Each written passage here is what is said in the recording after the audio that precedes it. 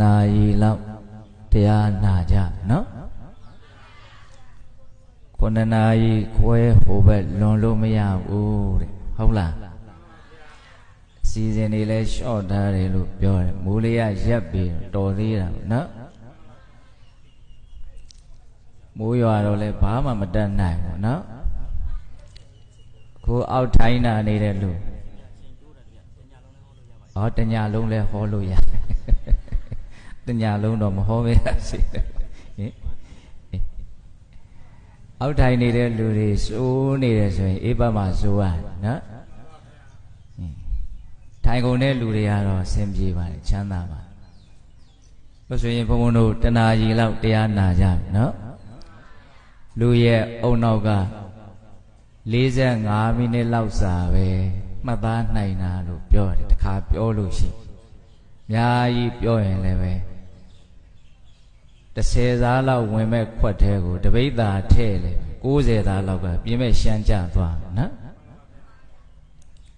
တနာရီလောက်အဆင်ပြေပါနော်ဒီနေ့သာသနာတော်နှစ်2568ခုကောဇာနေ့1386ခုကစုံလပြည့်ဗုဒ္ဓနေ့2025ခုနှစ်5လပိုင်း17ရက်တနင်္ဂနွေနေ့ညနေခင်းအခါကာလထိုင်းနိုင်ငံဖိပူလီနော်ထိုင်းစကားတွေကပြီးအောင်မဖတ်တတ်ဘူးဖြစ်နော်ဖိပူလီနောင်စွန်းကျောင်းတိုက်နော်ဒီကျောင်းတိုက်ကြီးရဲ့အတွင်းမှာဓမ္မဒါယီသာသနာကျိုးတော်ဆောင်ဖွဲ့မှ6ကြိမ်မြောက်ဆင်ရင်ကျင်းပကြတဲ့သင်္ကန်းကလူပွဲဓမ္မပူဇာဓမ္မဒါနဓမ္မတရားပွဲသဘင်ဆင်ရင်ကျင်းပကြတဲ့ခါကာလအလုံးသောတရားနာပိဋကပေါင်းသူတော်ကောင်းတို့ကိုဘုန်းဘုန်းတို့အင်္ဂုတ္တပါဠိတော်အထကနိဗ္ဗာန်မှာမှတ်တမ်းတင်ထားတဲ့ဒီကဇာနုသုတ်တံဆိုတာလေးကိုပြောဖို့စီစဉ်ထားတယ်ဒီကဇာနုဒီကဆိုတာရှည်လျားတာဇာနုဒူးကောင်းဒူးရှည်တဲ့လူပေါ့နော်သူနာမည်အမေမှဲ့ထားတဲ့နာမည်တော့ဟုတ်ဟာမတူဘူးပဝင်းကျင်ကခေါ်တဲ့နာမည်ပဲဖြစ်မှာပေါ့အဲ့ဒါသူ့ကိုဟောထားတဲ့တရားလေးကအထူးသဖြင့်လူငယ်ပိုင်းလူလတ်ပိုင်းအတွက်အလွန်မှပိုင်ပိုင်နိုင်နိုင်နားလေထားတဲ့တရားလို့ဘုံဘုံကအဲ့လိုခံစားရဒီကဇာနုသုတ်တံတဲ့တရားနာတဲ့ဝါဒနာအာကြီးလို့တရားနာတဲ့အလေးအကျင့်များတဲ့ပုဂ္ဂိုလ်တွေဆိုရင်ဒီသုတ်တံလေးကိုနာယူဘူးပြီးသားဖြစ်လိမ့်မယ်တပုတ်လုံးမနာယူဘူးဆိုရင်တော့တပိုင်းတစ်စခေါင်းထဲမှာဆွဲထားဘူးပြီးသားဖြစ်လိမ့်မယ်ရသော်ဘုရားဟောခဲ့တဲ့တရားဒေသနာတွေဟာဒုက္ခငြိမ်းချမ်းချမ်းသာကြောင်းနိလန်ကောင်းနေလို့လူရင်းအဲ့ဒါလိုဒေသနာတွေရဲ့ပုံမှာနားလည်မှုရှိရရသော်ဘုရားဟောခဲ့တဲ့ဒေသနာတွေဟာဒုက္ခငြိမ်းချမ်းချမ်းသာကြောင်းဒီစကားလုံးလေးတွေကိုစွဲနေအောင်ရှင်းရှင်းလင်းလင်းနားလည်ထားအောင်ကြိုးစားရမယ်နော်ဘုရားရဲ့အဆုံးအမတွေဆိုတာဗါတဲ့တော့ဒုက္ခငြိမ်းချမ်းချမ်းသာကြောင်းဒုက္ခတွေတဖြည်းဖြည်းနဲ့နည်းသွားမယ်နောက်ဆုံးဒုက္ခတွေချုပ်သွားလိမ့်မယ်ငြိမ်းသွားလိမ့်မယ်ဒေသနာအတိုင်းလိုက်နာကျင့်သုံးမယ်ဆိုရင်ပေါ့နော်ချမ်းသာမှုတွေတဖြည်းဖြည်းနဲ့ပြည့်စုံလာလိမ့်မယ်နောက်ဆုံးအငြိမ်းတဲ့နိဗ္ဗာန်လို့ဆိုတဲ့တဏှိဒုက္ခဘုရားရိယာသူတော်ကောင်းကြီးတွေအလွန်မှကောင်းတယ်လို့ချီးမွမ်းတဲ့တကယ်ချမ်းသာအစစ်အမှန်ကိုမျက်မှောက်ပြုသည်အထိချမ်းသာမှုနဲ့လည်းပြည့်စုံသွားနိုင်ဘုရားအဆုံးအမတွေရဲ့အဓိကရည်ရွယ်ချက်တနည်းအားဖြင့်မြတ်စွာဘုရားရဲ့အဆုံးအမတွေရဲ့အဓိကအကျိုးရလဒ်ဟာဘာလဲလို့မေးရင်ဒုက္ခငြိမ်းခြင်းချမ်းသာခြင်းဟုတ်ပြီနော်ခုဒီဒေသနာမှာလည်းမြတ်စွာဘုရားကနော်တရားတောင်းတဲ့ပုဂ္ဂိုလ်ရဲ့အနေအထားလေးကိုကြည့်ပြီးတော့မြတ်စွာဘုရားဟောတာခါတစ်ပါးမြတ်စွာဘုရားရဲ့ထံတော်မောက်ကိုဒီကဇာနုလို့အမည်ရှိတဲ့ပုံနာတယောက်ရောက်လာပြီးတော့မြတ်စွာဘုရားကိုသူဘာလျှောက်လဲဆိုတော့မြတ်စွာဘုရားတဲ့တပည့်တော်တို့ကလူသားတွေပါ ကာမဂုဏ်ခံစားကြတဲ့လောကီလူသားတွေတဲ့ဒါကြောင့်ငွေကိုလည်းမတ်တယ်တဲ့သူရိုးရိုးလေးပြောတာနော်ငွေကလည်းမရှိလို့မရဘူးလေငွေကိုလည်းမတ်တယ်ပန်းနံသားတွေလည်းလိမ့်ချေတယ်နော်အမှုပညာတွေကိုလည်းမြတ်နိုးတယ်လောကီလူသားတွေဖြစ်တဲ့အတွက်ကြောင့်ဒီကိစ္စတွေကိုဒီပြောတို့မရှောင်နိုင်သေးဘူးတဲ့ဆိုလိုတာကဒီဘဝတွေနိဗ္ဗာန်အငြိမ့်တဲ့ကိုရအောင်လုပ်ပြီးတော့ဒုက္ခငြိမ်းအောင်လုပ်မဲ့အစားတဲ့မပါသေးဘူးပေါ့ဟုတ်လားလောကီလူသားတွေငွေလည်းမက်တယ်ကာမကိုလည်းမမောတယ်အဲ့ဒါတပည့်တော်တို့လိုလူမျိုးတွေအတွက်ဒီဘဝလည်းပဲချမ်းသာဖို့နောင်ဘဝလည်းပဲချမ်းသာဖို့ဒီဘဝနောင်ဘဝနှစ်ပါးစုံသောဘဝတွေမှာအရှင်ပြေကျော်မွေချမ်းသာနိုင်ဖို့အတွက်အလွန်မှပြည့်စုံတဲ့တရားတစ်ပုဒ်ကိုဟောပါဟောတရားတောင်းတာကောင်းတယ်နော်ဒီဘဝလည်းပဲပါတယ်တော့ချမ်းသာဖို့တဲ့လူဆိုတာကဒီဘဝတွင်နော်ထာဝရနေကြမှာမဟုတ်တာအကြောင်းကုန်တာနဲ့ဘဝခရီးကရက်ကြရအောင်နော်ပျက်စီးမှုနဲ့ဘာဖြစ်သွားမလို့ရက်သွားနောက်ထပ်ဘဝတစ်ခုစပြီးတော့ဖြစ်ကြရဒီနိယာမဒီတဘာဝကိုဘုန်းဘုန်းတို့ကလွန်ဆန်နိုင်တာမဟုတ်ဘူးချိန်ကြတာနဲ့ပျက်စီးရပျက်စီးပြီဆိုတာနဲ့တဘဝလုံးတတန်တရားလုံးကိုထားခဲ့တဲ့စိတ်ထားနဲ့တန်တဲ့ဘဝတစ်ခုဆက်ပြီးတော့ဖြစ်မယ်ပေါ့နော်အဲ့တော့ဘဝတန်တရားအရေးကလည်းပဲမတွေးလို့မရဒါကြောင့်သူကတရားတောင်းတဲ့နေရာမှာဒီဘဝချမ်းသာဖို့ဆိုတဲ့ဒီဘဝချမ်းသာကြောင်းနီလန်းတစ်ခုတည်းကိုသူတောင်းတာလားမဟုတ်နောက်ဘဝချမ်းသာဖို့ဆိုတဲ့နီလန်းကိုပါတောင်းတာနော်ဟုတ်လားအဲ့ဒါဟာအလွန်မှအမျှော်မြင်ရှိရရောက်တယ်လို့မဆိုနိုင်ဘူးလားအဲ့ဒါသူ့ရဲ့တရားတောင်းပုံလေးကိုဘုံဘုံကသဘောကျတယ်ဩဒီပုံနာအလွန်ရိုးသားတာပဲစကကြီးစကကျဲမပြောဘူးနော်တပည့်တော်တို့ကလောကီလူသားတွေငွေလဲမက်တယ်ကာမကိုလည်းပဲမစွန့်နိုင်သေးဘူးတပည့်တော်တို့လိုလူမျိုးတွေအတွက်ဒီဘဝလည်းပဲချမ်းသာဖို့နောက်ဘဝလည်းပဲပါတယ်တော့ချမ်းသာဖို့အဲ့တော့မြတ်စွာဘုရားကသူနဲ့တင့်တော်မယ်တနည်းအားဖြင့်သူလိုလူတွေနဲ့တင့်တော်မယ်အစုံမတနည်းအားဖြင့်သူတောင်းတဲ့အတိုင်းဒီဘဝလည်းချမ်းသာဖို့နီလန်းနောင်ဘဝလည်းချမ်းသာဖို့နီလန်းကိုမြတ်စွာဘုရားပေးအဲ့တော့ဒီဘဝချမ်းသာခြင်းနဲ့အစဉ်ပြေခြင်းနဲ့မသေးခင်မှာကောင်းကောင်းမွန်မွန်ချမ်းချမ်းသာသာအစဉ်ပြေပြေလေးနေသွားနိုင်ခြင်းနဲ့ဆိုလို့ရှိရင်ပြည့်စုံခြင်း၄မျိုးနဲ့ပြည့်စုံရမယ်ပြည့်စုံခြင်းဆိုတာကိုပါဠိလိုတမ္ပဒါလို့ပြောတယ်နော်ပြည့်စုံခြင်းဘယ်နှမျိုးလဲတော့၄မျိုးအဲ့ဒါကိုဗုဒ္ဓဘာသာအတိုင်းဝိုင်းမှာတမ္ပဒါ၄ပါးလို့ထင်ရှားတယ်တမ္ပဒါဆိုတာပြည့်စုံခြင်းဘာရဲ့ပြည့်စုံခြင်းလဲဆိုရင်နံပါတ်1ဥဒ္ဌာဏတမ္ပဒါလုံလဝရိယရဲ့ပြည့်စုံခြင်းမပြင်းရနံပါတ်2အာရခတမ္ပဒါကြိုးစားလုံလအားထုတ်ပြီးတော့ရှာလို့ဖွေလို့ရထားတဲ့ဥစ္စာပစ္စည်းကိုမပျက်စီးအောင်ဤမျိုးစုံနဲ့စောင့်ရှောက်တဲ့ရအဲ့ဒါလည်းပြည့်စုံရဉာဏ်ရှိရနော်နောက်နံပါတ်3ကလျာဏမိတ်တတမ္ပဒါမိတ်ကောင်းဆွေကောင်းနဲ့ပြည့်စုံရဒီဘဝချမ်းသာခြင်းတဲ့ပုဂ္ဂိုလ်တွေအတွက်ပြည့်စုံခြင်းကြီး၄မျိုးကိုပြောနေတာနော်ဥဒ္ဌာဏတမ္ပဒါလုံလဝရိယနဲ့ပြည့်စုံရအာရခတမ္ပဒါစောင့်ရှောက်မှုနဲ့ပြည့်စုံရကလျာဏမိတ်တတမ္ပဒါမိတ်ဆွေကောင်းနဲ့ပြည့်စုံရသမဇီဝိတတမ္ပဒါတဲ့နံပါတ်4ကဝင်ငွေနဲ့ထွက်ငွေကိုညီညွတ်မျှတအောင်ကြည့်ရှုပြီးတော့သုံးဆွဲတတ်ရမယ်တဲ့တမ္ပဒါဘယ်နှမျိုးတော့၄မျိုးဒီ၄မျိုးနဲ့ပြည့်စုံလို့ရှိရင်ဒီလူသားဟာဒီဘဝမသေးခင်မှာအစဉ်ပြေချောမွေ့စွာချမ်းသာစွာနေရလိမ့်မယ်အဲ့ဒါလေးကိုအသေးစိတ်မြတ်စွာဘုရားကရှင်းပြတယ်ဥဒ္ဌာဏတမ္ပဒါဆိုတာဘာပြောတာတော့လက်ယုံအားကိုးပြီးတော့နော်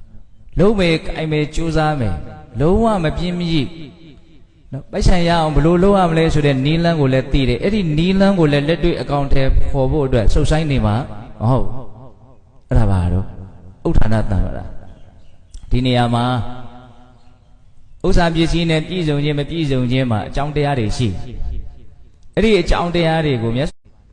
ရရောတဲ့ပုဂ္ဂိုလ်တွေပေကန်းစွန့်ကြဲမှုမှာဝါဒနာထုံရတဲ့ပုဂ္ဂိုလ်တွေ မျှလို့ဝေလိုတဲ့စိတ်အားကြီးကြတဲ့ပုဂ္ဂိုလ်တွေ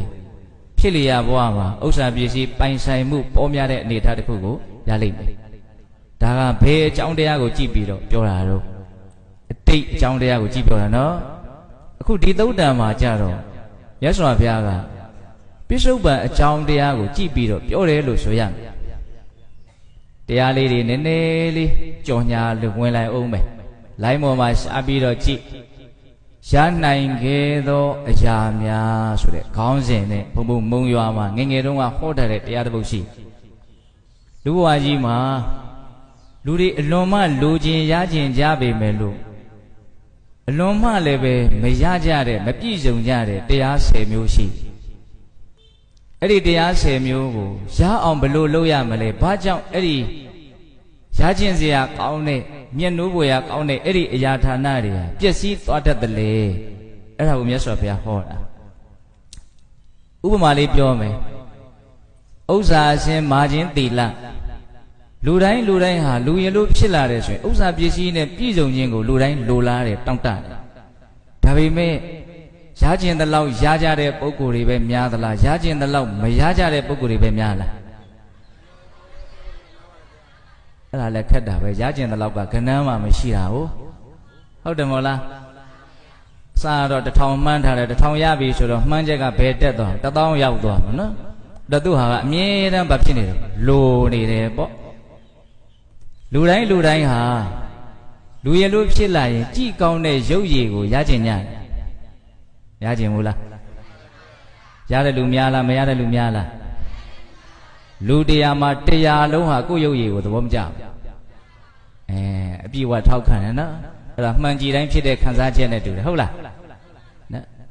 အဲ့တော့မြတ်စွာဘုရားကလူတွေအလွန်ရခြင်းနဲ့ကောင်းမြတ်တဲ့အရာဌာန10မျိုးဟောတယ်ဥစ္စာအရှင်မာခြင်းတီလမာခြင်းဆိုတာကျမကြီးကိုပြောတာလူတိုင်းနော်အခါရခက်တဲ့ဝေဒနာကြီးနဲ့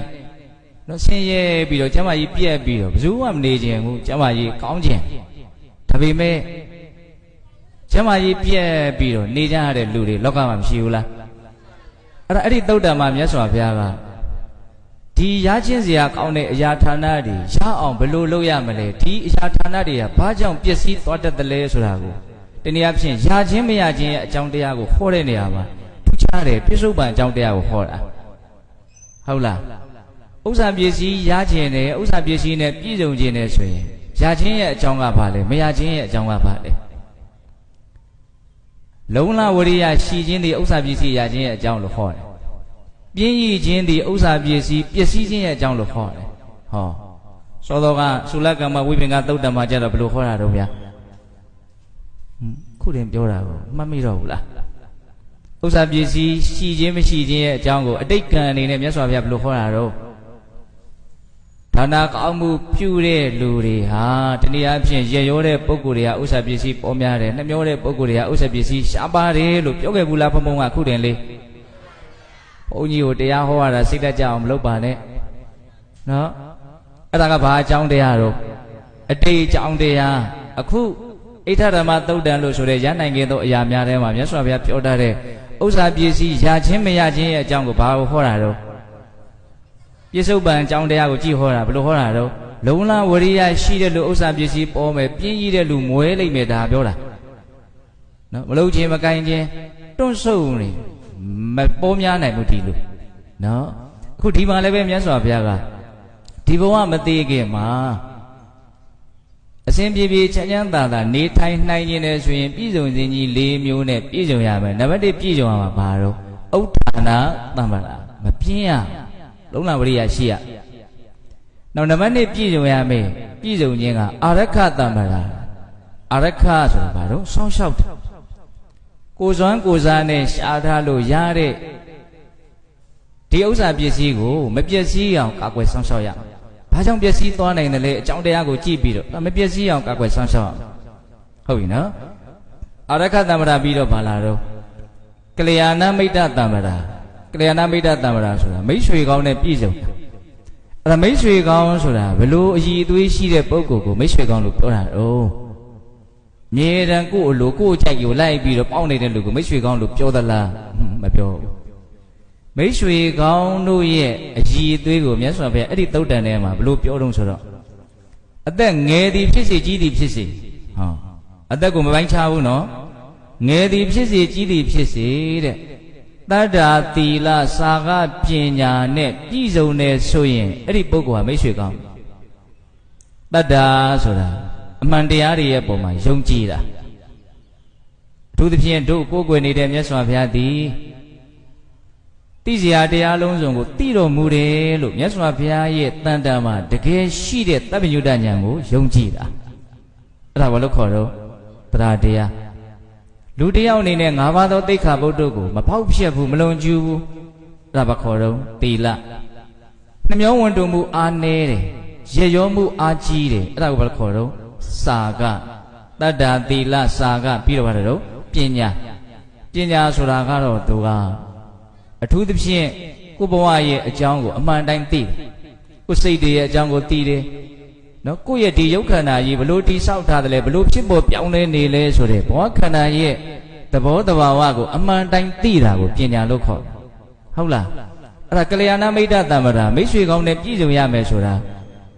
အသက်ငယ်သည်ဖြစ်စေကြီးသည်ဖြစ်သည်တတ္တာသီလစာကပညာဒီအည်အသွေး၄မျိုးနဲ့ပြည့်စုံတဲ့ပုဂ္ဂိုလ်ကိုပေါင်းသိနိုင်မယ်ဆိုလို့ရှိရင်အဲ့ဒါကိုကလျာဏမိတ်တတမ္ပရာမိတ်ဆွေကောင်းနဲ့ပြည့်စုံတယ်လို့ဆိုအဲ့ဒီသုတ်တန်ထဲမှာမြတ်စွာဘုရားအသေးစိတ်ကလေးဘလို့ပြောထားသေးလဲဆိုတော့ကို့မှာတကယ်လို့တရားတရားမရှိသေးဘူးဆိုရင်ကို့မိတ်ဆွေမှာပြည့်စုံနေတဲ့တရားတရားကိုအတုယူအားကျပြီးတော့ငါလည်းတရားတရားနဲ့ပြည့်စုံအောင်လုပ်မယ်ဒီစိတ်မျိုးမွေးရမယ်ဟုတ်လားကို့မှာသီလမပြည့်စုံသေးဘူးဆိုရင်ကိုပေါင်းသင်းနေတဲ့အဲ့ဒီမြင့်မြတ်တဲ့မိကောင်းဆွေကောင်းဒီကကိုချင်းသီလကိုအားချအတုယူပြီးတော့ငါလည်းသီလနဲ့ပြည့်စုံအောင်လုပ်ဟုတ်လားသူဒီမှာရှိတဲ့ကောင်းတဲ့သဘောတွေကိုကိုယ်တန်တန်မှာလည်းရှိလာအောင်လုပ်မယ်ဆိုတဲ့စိတ်နဲ့ပေါင်းသင်းမှအဲ့ဒါကလျာဏမိတ်တတမ္ပရာကပြည့်စုံတယ်သူကောင်းတာငါလည်းမဆိုင်ဘူးအတုယူအားမသိအားချအားမသိဘူးဆိုရင်တော့ဒါမိကောင်းဆွေကောင်းနဲ့ပေါင်းသင်းခြင်းအင်္ဂါရဟာမပြည့်စုံဟုတ်ပြီနော်အဲ့တော့ဒီပြစ္ဆုတ်ပံဘဝမသေးခင်မှာအစဉ်ပြေခြင်းနဲ့ဆိုလို့ရှိရင်ပြည့်စုံရမယ်နော်အရာဌာနကြီး၄မျိုးဥဋ္ဌာဏတမ္ပရာဝရိယရှိရမယ်အာရခတမ္ပရာစောင့်ရှောက်ရမယ်ကလျာဏမိတ်တတမ္ပရာမိကောင်းဆွေကောင်းရှိရမယ်ဒီရောက်သွားပြီနော်နောက်၄ခုမြောက်ကဘာပြောတော့သမဇီဝိတတမ္ပရာသူ့ကိုနားလေအောင်အလွယ်ပြောရရင်တော့ဝင်ငွေနဲ့ထွက်ငွေကိုညီညွတ်မျှတအောင်ကြည့်ရှုပြီးတော့သုံးဆွဲတရအများကြီးရှာနိုင်ပြီးတော့နည်းနည်းလေးသုံးတာကိုလည်းမြတ်စွာဘုရားမချီးမွမ်းဘူးနည်းနည်းလေးရှာနိုင်ပြီးတော့အများကြီးသုံးကျင်တာကိုလည်းမြတ်စွာဘုရားမချီးမွမ်းဘူးကိုဘလောက်သုံးမလဲဆိုတဲ့ကိစ္စဟာကိုဘလောက်ရှာနိုင်တယ်လဲဆိုတာကိုကြည့်ပြီးတော့သုံးဆွဲရမယ်လို့အဲ့လိုလေးသင်ပေးတယ်မြတ်စွာဘုရားရဲ့ကရုဏာဘလောက်ထိကြီးလဲဆိုရင်ဥပမာလေးနဲ့ပြောတယ်နားလည်စေခြင်းလို့မြတ်စွာဘုရားကချိန်ဝင်ထဲကိုထည့်ပြီးတော့တစုံတစ်ခုကိုချိန်ပြီးဆိုရင်ဘုန်းဘုန်းတို့ကသေးသေးချာချာဒီဘက်ကနော်စောက်ထိုးကြီးကျသွားသလားဒီဘက်ကပေါ့နေသလားသေးသေးချာချာလေးညီညွတ်အောင်မျှတအောင်ချိန်ဝင်ကိုချိန်ကြည့်တာမျိုးမရှိဘူးလားအဲ့ဒါဝင်ငွေနဲ့ထွက်ငွေကိုချိန်ဝင်နဲ့ထည့်ချိန်တယ်လို့မျိုးကိုချိန်ပြီးတော့သုံးရမယ်လို့မြတ်စွာဘုရားအဲ့လိုဟောတယ်ဟုတ်လားအဲ့ဒါနည်းနည်းလေးရှာနိုင်ပြီးတော့အများကြီးသုံးရင်တဲ့လူဟာဘာနဲ့တူလဲဆိုရင်တပန်းစီစားတဲ့လူနဲ့တူတယ်တဲ့ဒါဘ ഹു တုဒပြောပြတာနော်မြတ်စွာဘုရားဟောပြထားတဲ့ဒေသနာတပန်းစီစားတဲ့လူကဘယ်လိုတုံးဆိုတော့စားကျင်တာကတော့တစ်လုံးပဲဒါပေမဲ့အောက်ကဒုံးနဲ့ပြစ်ချလိုက်တာဟာဆလင်းကလုံးကျွေသွားကျန်တာတွေကဘာဖြစ်သွားပျက်စီးသွားတပန်းစီစားတဲ့လူလို့ကဲ့ရဲ့ခံရတယ်ဘယ်လိုလူမျိုးလဲနည်းနည်းလေးရှာနိုင်ပြီးတော့အများကြီးသုံးကျင်တဲ့လူကိုနဲ့မတန်မရာတွေသုံးတယ်နော်အများစုကသုံးညဆွဲကြတဲ့နေရာမှာကိုယ်ဝင်ငွေကိုကြည့်ပြီးတော့မသုံးကြဘဲနဲ့ကိုယ်ဝင်ကျင်ကိုကြည့်ပြီးတော့သုံးကြတာအလွန်လွဲမှားသူကသူပဲလေကိုကကိုပဲသူနဲ့ကိုနဲ့တူကြမလို့ဘူးလေဟုတ်လားအဓိကဘလို့သုံးရမှာလဲကိုယ့်ရဲ့ဝင်ငွေကိုကြည့်ပြီးတော့သုံးရမှာနော်မြတ်စွာဘုရားနည်းနည်းရှာပြီးတော့အများကြီးသုံးတာကိုလည်းမကြိုက်ဘူးအများကြီးရှာနိုင်ပြီးတော့နည်းနည်းလေးသုံးတာကိုလည်းမကြိုက်ဘူးသူအများကြီးရှာနိုင်တယ်သူနည်းနည်းလေးပဲသုံးတယ်နှမျိုးလုံးအားကြည့်ပြီးတော့သိရင်ဘာဖြစ်မှာတော့ထားခဲ့ရရှုံးတယ်သူ့အတွက်အဲ့ဒါကိုမြတ်စွာဘုရားဘယ်လိုပြောတော့ဆိုတော့သူများရဲ့ကဲ့ရဲ့တာကိုအဲ့လူခံရလိမ့်မယ်တဲ့ဒီလူဟာအားကိုးရမဲ့သေသွားရတဲ့လူသနာစရာလွန်ကောင်းတယ်အများကြီးရှာပြီးတော့ဗာလဲသူလည်းဘာမှသုံးမသွားဒီသဘောပြောတာနော် ဒါကြောင့်ပြစ္ဆုတ်ပံဒီဘဝမှာအစဉ်ပြေခြင်းနဲ့ချမ်းသာခြင်းနဲ့ဆိုရင်သမ္မာဘယ်နှပါတော့၄ပါးဥဒ္ဌာဏသမ္မာထကြွလုံလဝရိယနဲ့ပြည့်စုံရမယ်အာရခသမ္မာရထတာလေးကိုမပြည့်စည်အောင်စောင့်ရှောက်တတ်ရမယ်ကလျာဏမိတ်တသမ္မာတတ္တသီလစာကပညာအည်အသွေး၄မျိုးနဲ့ပြည့်စုံတဲ့ပုဂ္ဂိုလ်ကိုပေါင်းသင်ဆက်ဆံရမယ်နော်တမဇီဝိတသမ္မာဝင်ငွေနဲ့တွဲငွေကိုမျှတအောင်ကြည့်ရှုပြီးတော့သုံးဆွဲတတ်ရမယ်ဒါဆိုရင်သေချာပေါက်ဒီလိုဟာဒီဘဝမှာအဆင်ပြေလိမ့်မယ်တဲ့ဒါလူငယ်ပိုင်းလူလက်ပိုင်းကိုအဓိကဥတည်ပြီးတော့ပြောတာနော်ဒီထိုင်းနိုင်ငံမှာကျင်းပတဲ့တရားပွဲတွေမှာကြည်လိုက်ရင်လူငယ်လေးတွေကြီးပဲဟုတ်လားအဲ့ဒီမှာမြတ်စွာဘုရားဆက်ပြီးတော့ပြောပြန်တယ်အဲ့ဒီပြည်စုံခြင်း၄မျိုးနဲ့ပြည်စုံလို့ရရှိထားတဲ့ဥစ္စာစည်းစိမ်ချမ်းသာခြင်းတွေဟာအဖြစ်၄မျိုးနဲ့တွေ့ရင်လည်းပျက်စီးသွားအောင်မယ်တဲ့ဟောလာပြန်ပြီအဖြစ်ဘယ်နှမျိုးလုံး၄မျိုးတဲ့အဲ့ဒီအဖြစ်၄မျိုးကိုမြတ်စွာဘုရားဘယ်လိုပြောတော့ဆိုတော့အဋ္ဌိရုဒ္ဓမိမ္မကျူအပြောပါမဲ့နော်သူရာဒုဒ္ဓအယက်သေးတာတောက်စားတယ်မူရစေဝါကျူနော်အခဒုဒ္ဓတဲ့အခဆိုတာကနန်းဒုဒ္ဓဆိုတာကစားတာပေါ့နော်ချဲထိုးတာအခုခေတ်မှာနော်ဒီဖုန်းထဲမှာဂိမ်းမျိုးစုံရှိဟုတ်လားအများကြီးဒီလောင်းကစားကိုသာဝါသနာပါမယ်ဆိုရင်လှုပ်เสียနေပေတွေဟာအကျယ်ကြီးအဲ့ဒါပါတော့အဖြက်တွေဝင်လာတာနော်အဋ္ဌိဒုဒ္ဓအပြောပါမဲ့တယ်သုဒ္ဓဒုဒ္ဓအယက်တောက်တယ်လွယ်လွယ်လေးပြောတာနော်ဘုံဘုံကဟုတ်လားပြီးတော့ပါတော့အခဒုဒ္ဓလောင်းကစားကျူးတယ်ပါပမိတ်တမိတ်ရွှေပြက်ရှိတယ်မကောင်းတဲ့အမူအကျင့်ရှိတဲ့အည်အသွေးမရှိတဲ့ညံပြင်းတဲ့လူရဲ့ပေါ်မှာတန်ရုံးတင်ပြတ်နိုင်မှုသူနဲ့ပဲပေါင်းတယ်ဟုတ်လားအဲ့ဒါဆိုရင်သေချာပေါက်စောသောကကောင်းခြင်း၄မျိုးကြောင့်ရထားတဲ့ချမ်းသာမှုတွေဟာဒီအဖြစ်၄မျိုးဝင်လာတာနဲ့သေချာပေါက်ပျက်စီးသွားလိမ့်မယ်ဟောရနော်မြတ်စွာဘုရားအဲ့ဒါကိုဥမာလေးပေးပြီးတော့ပြောတယ်ဟိုတစ်ဖက်ဆယ်ကန်ကြီးရှိတယ်တဲ့တစ်ဖက်ဆယ်ကန်ဆိုတာဘုန်းတို့တစ်ဖက်ကချောင်းရှိတယ်အဲ့ဒါကိုဒီအဝကနေပိတ်လိုက်တယ်ရေပြင်ကြီးဖြစ်နေတယ်နော်လိုတော့ဖွင့်ချပြီးတော့သုံးမယ်ဒါကိုဘာခေါ်တော့တစ်ဖက်ဆယ်ကန်ခေါ်ဟုတ်လားအဲ့ဒီတစ်ဖက်ဆယ်ကန်ကြီးမှာတဲ့အထက်ကလည်းမိုးတွေရွာနေတယ်ထွက်ပေါက်ကိုလည်းပိတ်ထားမယ်ဆိုရင်သေချာပေါက်ဒီကန်ကြီးဟာရေတွေပြည့်နေအထက်မှာလည်းမိုးမရွာဘူးထွက်ပေါက်တွေကိုလည်းအကုန်ဖွင့်ထားတယ်ဆိုရင်သေချာပေါက်ဒီကန်ထဲမှာရေတစ်စက်မှမရှိဘူးဟုတ်လားအဲ့ဒါမြတ်စွာဘုရားကစောစောကတမ္ပရာတရား၄ပါးကအဲ့ဒါဝင်ပေါက်အခုပြောတဲ့မိမကျူးတယ်အရက်ကျူးတယ်လောင်းကစားကျူးတယ်မိတ်ဆွေပြည့်ရှိတယ်ဒါပါတော့ထွက်ပေါက်ကြီး၄ပေါက်အဲ့ဒီထွက်ပေါက်၄ပေါက်ကိုမပိတ်နိုင်ဘူးဆိုရင်အပေါ်ကဝင်ပေါက်တွေဘလောက်ပဲအားကောင်းနေမဖြစ်သွားမှာတော့ဘာမှဖတ်တင်မှာမဟုတ်ဒါမြတ်စွာဘုရားရဲ့မြင်တော်မူတဲ့သဗ္ဗညုတဉာဏ်နဲ့ကရုဏာရှေ့ထားပြီးတော့ပြောထားတဲ့စကားတွေအခုဘုန်းဘုန်းတို့ဒီပလင်မောတက်ပြီးတော့ပေတတ်တို့ကိုပြောနေတယ်ဆိုတာကိုယ်ပိုင်စကားတစ်ခုမှမပါဘူးကိုသိတာမြင်တာဘာမှမရှိဘူးဘယ်သူစကားတွေကိုယူပြောနေတာတော့မြတ်စွာဘုရားရဲ့စကားကိုယူပြောနေတာနော်ဒါကြောင့်မြတ်စွာဘုရားဟောတဲ့တရားတွေလို့မြတ်စွာဘုရားရဲ့အပေါ်မှာနော်မြင်သည်အထိတရားစကားနားထောင်နေတဲ့အချိန်မှာယုံကြည်မှုကိုအဲ့ဒီအထိမလုပ်ထားရမလို့ပုတ်လွတ်ထားရမယ်ဘုန်းကြီးပြောနေတာမဟုတ်ဒါမြတ်စွာဘုရားပြောနေတာကိုတဆင့်ပြောနေတာလို့ဒီလိုနားလည်ထားရမယ်နော်ဒါမှပို့ပြီးတော့လေးနက်မှုကရှိမှာဟုတ်လားခုမြတ်စွာဘုရားပြစ္ဆုတ်ပံမှာချမ်းသာခြင်းနဲ့ဆိုရင်ပြည့်စုံမှုဘယ်နှမျိုးနဲ့ပြည့်စုံရမှာတော့၄မျိုးဖတ်နေပြီနော်စကားတွေဟုတ်လားလုံလဝရိယနဲ့ပြည့်စုံရမယ်စောင့်ရှောက်မှုနဲ့ပြည့်စုံရမယ်မိကောင်းဆွေကောင်းနဲ့ပြည့်စုံရမယ်ဝင်ငွေထွက်ငွေကိုမျှတအောင်ကြည့်ရှုပြီးတော့သုံးဆွဲတရဒါပြည့်စုံခြင်း၄မျိုးပမာလို့ပြောလိုက်တယ်ဟုတ်လားဒီ၄မျိုးနဲ့ပြည့်စုံတော့လည်းပဲအဖြစ်၄မျိုးနဲ့ပြည့်စုံနေမယ်ဆိုရင်ဘာလို့ဥမာတော့ဆင်းရဲဥမာပဲအဖြစ်၄မျိုးကဘာလဲမိမကျူးတယ်ဆန့်ကျင်ဘက်အနေနဲ့မိမအနေနဲ့လည်းယောက်ျားကျူးတယ်ဆိုတာလည်းထည့်ပြီးတော့ပြောရအောင်မယ်ဟုတ်လားဒီကိစ္စကအများကြီးကျေပြန့်တယ်ဒီခေတ်မှာနော်အိမ်တော်ကြီးဖောက်ပြန်တယ်ဒီရုံညံ့တဲ့ကိစ္စတွေဝင်လာပြီဆိုလို့ရှိရင်ဘဝဟာပဲဖြစ်သွားမှာတော့ပျက်စီးမှုတွေကိုရှေ့ရှုမှာပဲဒါကိုနားလည်ဖို့လိုတယ်နော်မိမကျူးတယ်ပြီးတော့ပါတော့အရက်သေးစားမူရချေဝါဆေးအကုန်လုံးဒီထဲမှာအကျုံးဝင်ဟုတ်လားပင်ကိုစိတ်ကိုပျောက်သွားစေနိုင်တဲ့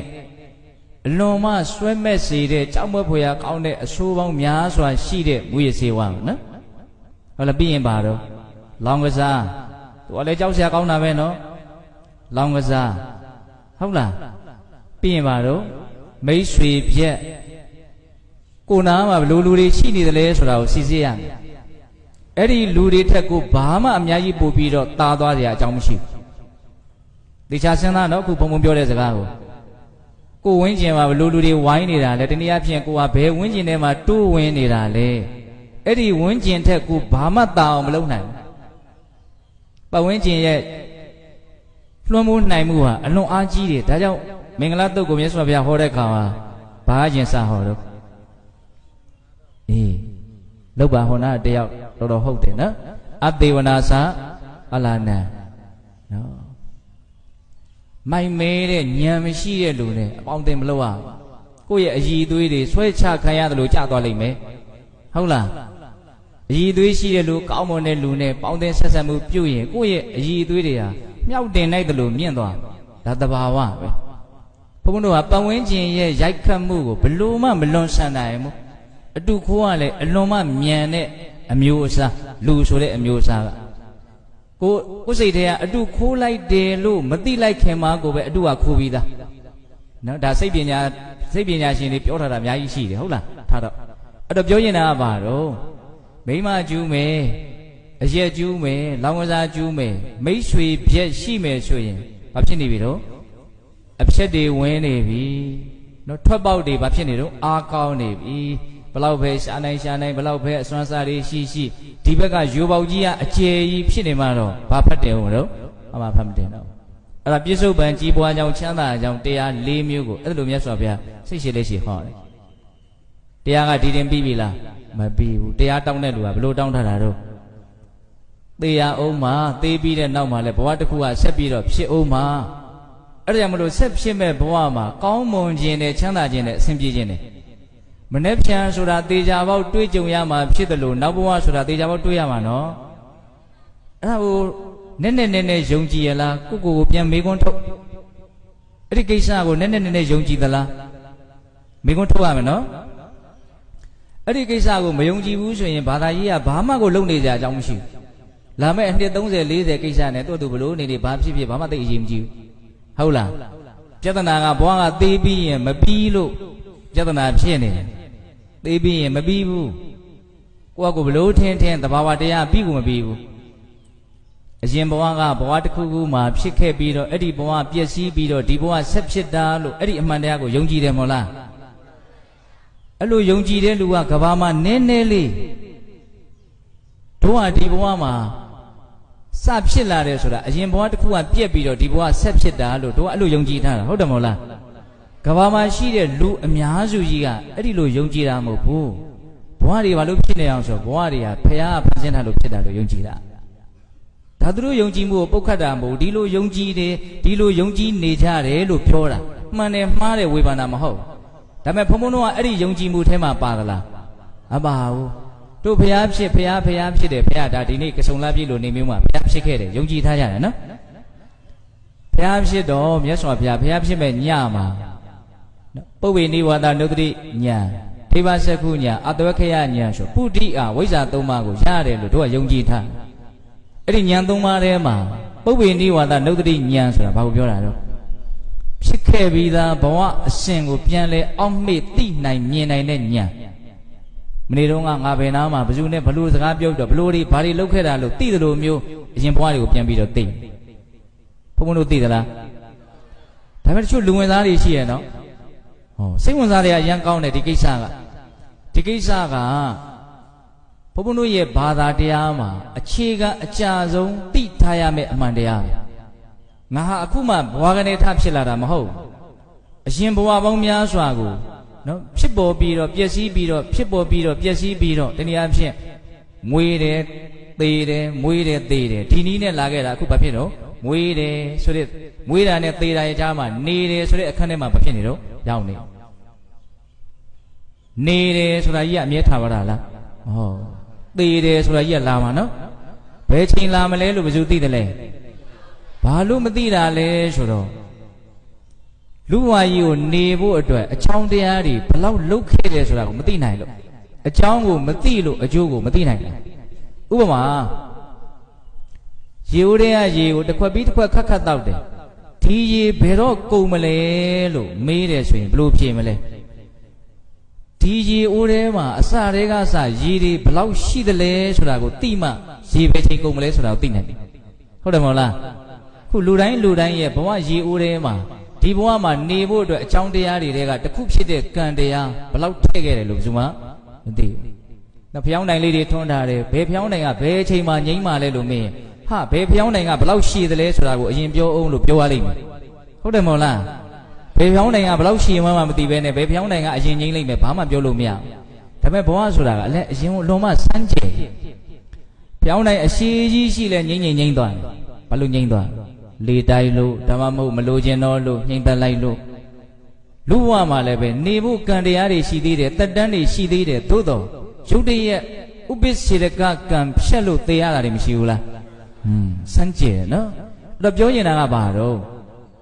အရင်ဘဝတွေဖြစ်ခဲ့တယ်ဆိုတာကိုယုံကြည်တယ်နော်အဲ့လို့ဆိုရင်ဘဝဟာသေးပြီးရင်မပြီးဘူးနောက်ဘဝဆက်ဖြစ်လိမ့်မယ်ဆိုတဲ့အမှန်တရားကိုလည်းပဲယုံကြည်ပြီးသားဖြစ်သွားတယ်ဟုတ်တယ်မဟုတ်လားအဲ့ဒါကြောင့်မလို့ဘုံဘုံတို့တွေဟာဘဝတန်တရားမှာစိတ်ကောင်းနှလုံးကောင်းဆိုတဲ့ကံတရားကောင်းကိုမထူထောင်မင်းနဲ့သွားရင်အလွန်ဆင်းရဲလိမ့်မယ်လို့နားလည်ထားတဲ့အတွက်ကြောင့်အရှိကြည့်ပြီးတော့ကိုယ်စိတ်ကလေးကိုကောင်းအောင်တနည်းအားဖြင့်ကိုယ့်ရဲ့ကာယကံမှုဝစီကံမှုကိုကောင်းအောင်ဘုံဘုံတို့မလုပ်ကြရတော့ကြိုးစားကြရတယ်။သိပြီးကြတဲ့ဆိုရင်ဘာမှလေးလေးနက်နက်ကြီးဆက်ပြီးတော့တွေးနေစရာလုပ်နေစရာအကြောင်းကိုမရှိဘူး။သဘောပေါက်ရဲ့လား။အခုဒါကို तू မြင်လို့မေးတာနော်။အဲ့ဒီပုံနာဟာကံရဲ့အကျိုးနော်တန်တရားအမြင်မှန်ကန်တဲ့အယူဆရှိတဲ့ပုံနာတစ်ယောက်ဆိုတာသူ့ရဲ့မေးခွန်းကိုကြည့်ရင်မှတ်လို့ရတယ်နော်အဲ့ဒီခါကပုံနာတွေဆိုရင်သူတို့သေလို့ရှိရင်ဗြဟ္မပြည်ရောက်မယ်သူတို့ဗြဟ္မာကိုကိုးဝယ်သေရင်ဗြဟ္မာဖြစ်မယ်လို့ပဲယုံကြည်တာနော်ဒီခေတ်မှာလည်းပဲသူတို့ကိုးဝယ်တဲ့ဘုရားကိုယုံကြည်ရင်သေရင်ကောင်းကင်ဘုံရောက်မယ်မယုံကြည်ရင်ငရဲရောက်မယ်လို့အဲ့ဒါလိုယုံကြည်ထားတဲ့လူတွေအများစုမရှိဘူးလားဘုန်းဘုန်းတို့ကအဲ့လိုယုံတဲ့အထက်ပါသလားဘုန်းဘုန်းတို့ကဘယ်လိုယုံကြည်ထားကြတာတော့ငါစိတ်ကောင်းနှလုံးကောင်းများရှိရင်ကောင်းတဲ့ဘဝရောက်မယ်ငါစိတ်ယုံမှများရင်ဆိုးတဲ့ဘဝရောက်မယ်အဲ့လိုယုံကြည်ထားတာနော်တကယ်အမှန်တရားကြီးကအဲ့ဒီတိုင်းပဲမြတ်စွာဘုရားလက်ထက်ကအတိဗန္ဒကပုဒ္ဒါဆိုတဲ့ရွာကြီးတယောက်ရှိအဲ့ဒါဒီနေ့မြတ်စွာဘုရားကြီးလာပြီးတော့မြတ်စွာဘုရားကိုမိကုန်းတစ်ခုမေးတယ်မြတ်စွာဘုရားတဲ့မှော်ပန်းကိုပန်ပြီးတော့ရေကြရားထဲမှာရေထည့်ပြီးတော့နောက်ချေးနဲ့မြေကြမ်းမြေစာပင်တွေစိုက်ပြီးတော့ရေလောင်းပြီးတော့ဆူတောင်းကြတဲ့ပုံနာတွေရှိထင်မိထင်ရအယူဆမျိုးစုံနော်အဲ့ဒီပုံနာတွေကိုပူဇော်မယ်ဆိုရင်အဲ့ဒီပုံနာတွေကသူတို့ကိုပူဇော်တဲ့လူတွေကိုသေပြီးတဲ့နောက်မှာကောင်းတဲ့ဘဝရောက်အောင်ပို့နိုင်တယ်လို့ပြောကြတယ်တဲ့မြတ်စွာဘုရားဟာတတ္တဝါတွေရဲ့ပုံမှာအလွန်တနာကျင်တာတဲ့တို့တပည့်တော်ကြားဘူးတယ်မြတ်စွာဘုရားလည်းမြတ်စွာဘုရားကိုပူဇော်တဲ့လူမြတ်စွာဘုရားကိုယုံကြည်တဲ့လူမြတ်စွာဘုရားရဲ့တပည့်တာဝကတွေကိုသိပြီးတဲ့နောက်မှာကောင်းတဲ့ဘဝကိုရောက်အောင်မပို့နိုင်ဘူးလားလို့မေးဒုက္ခကအယူအဆတစ်ခုကိုတင်ပြပြီးတော့မေးတာနော်ပြီးတော့မြတ်စွာဘုရားကတခါကြီးတင့်ုံကဥပမာနဲ့ပဲပြောမယ်ဟုတ်လားလူတွေကံကြီးတကံရဲ့ဘေးကံပေါင်ရုံးမှာဝိုင်းရက်ပြီးတော့အဲ့ဒီရေကံမြင်ကြီးတဲ့ကိုကြောက်ခဲတုံတုံပြစ်ချလိုက်ကြောက်ခဲဆိုတော့ရေတဲ့သိပ်သီးစများတဲ့အခါကျတော့ချလိုက်တာနဲ့ဘာဖြစ်သွားမှာတော့နစ်သွားမှာပေါ့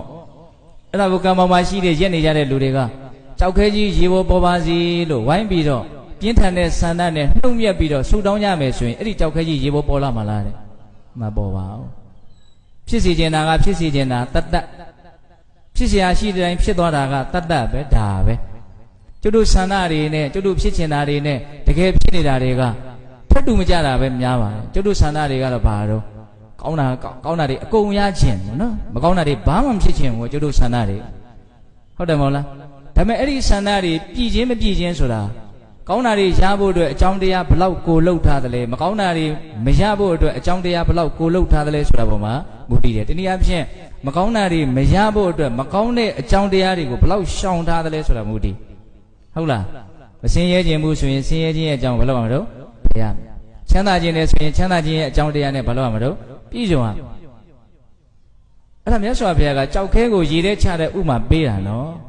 မကောင်းတဲ့စိတ်ဓာတ်တွေအရင်ခံပြီးတော့မဟုတ်တာတွေတွေးမယ်မမှန်တာတွေပြောမယ်မသိတော်တာတွေလုပ်မယ်ဆိုရင်သိတဲ့အခါမှာသူ့ကိုချစ်မြတ်နိုးကြတဲ့ပုံကိုယ်တွေကကောင်းတဲ့ဘဝရောက်ပါစေလို့ဝိုင်းဝန်းပြီးတော့တောင်းတတော်လဲပဲဒီလူဟာကောင်းတဲ့ဘဝရောက်သွားတဲ့အကြောင်းမရှိဘူးတခါဒီရေကန်ထဲမှာပဲ ထောပတ်အိုးတူကိုရိုက်ခွဲချလိုက်တယ်ဟုတ်လားဦးကျန်ပဲတွေဟာရေထဲနစ်သွားထောပတ်စီတွေကတော့ရေထက်သိပ်သီးမှုနည်းတဲ့အတွက်ကြောင့်ရေမျက်နှာပြင်ပေါ်မှာအစီတွေနဲ့ဝိဝဲပြီးတော့နေမယ်ပေါ့နော်အဲ့ဒါကိုကံပေါင်းဘေးမှာဝိုင်းဝန်းရက်နေကြတဲ့လူတွေက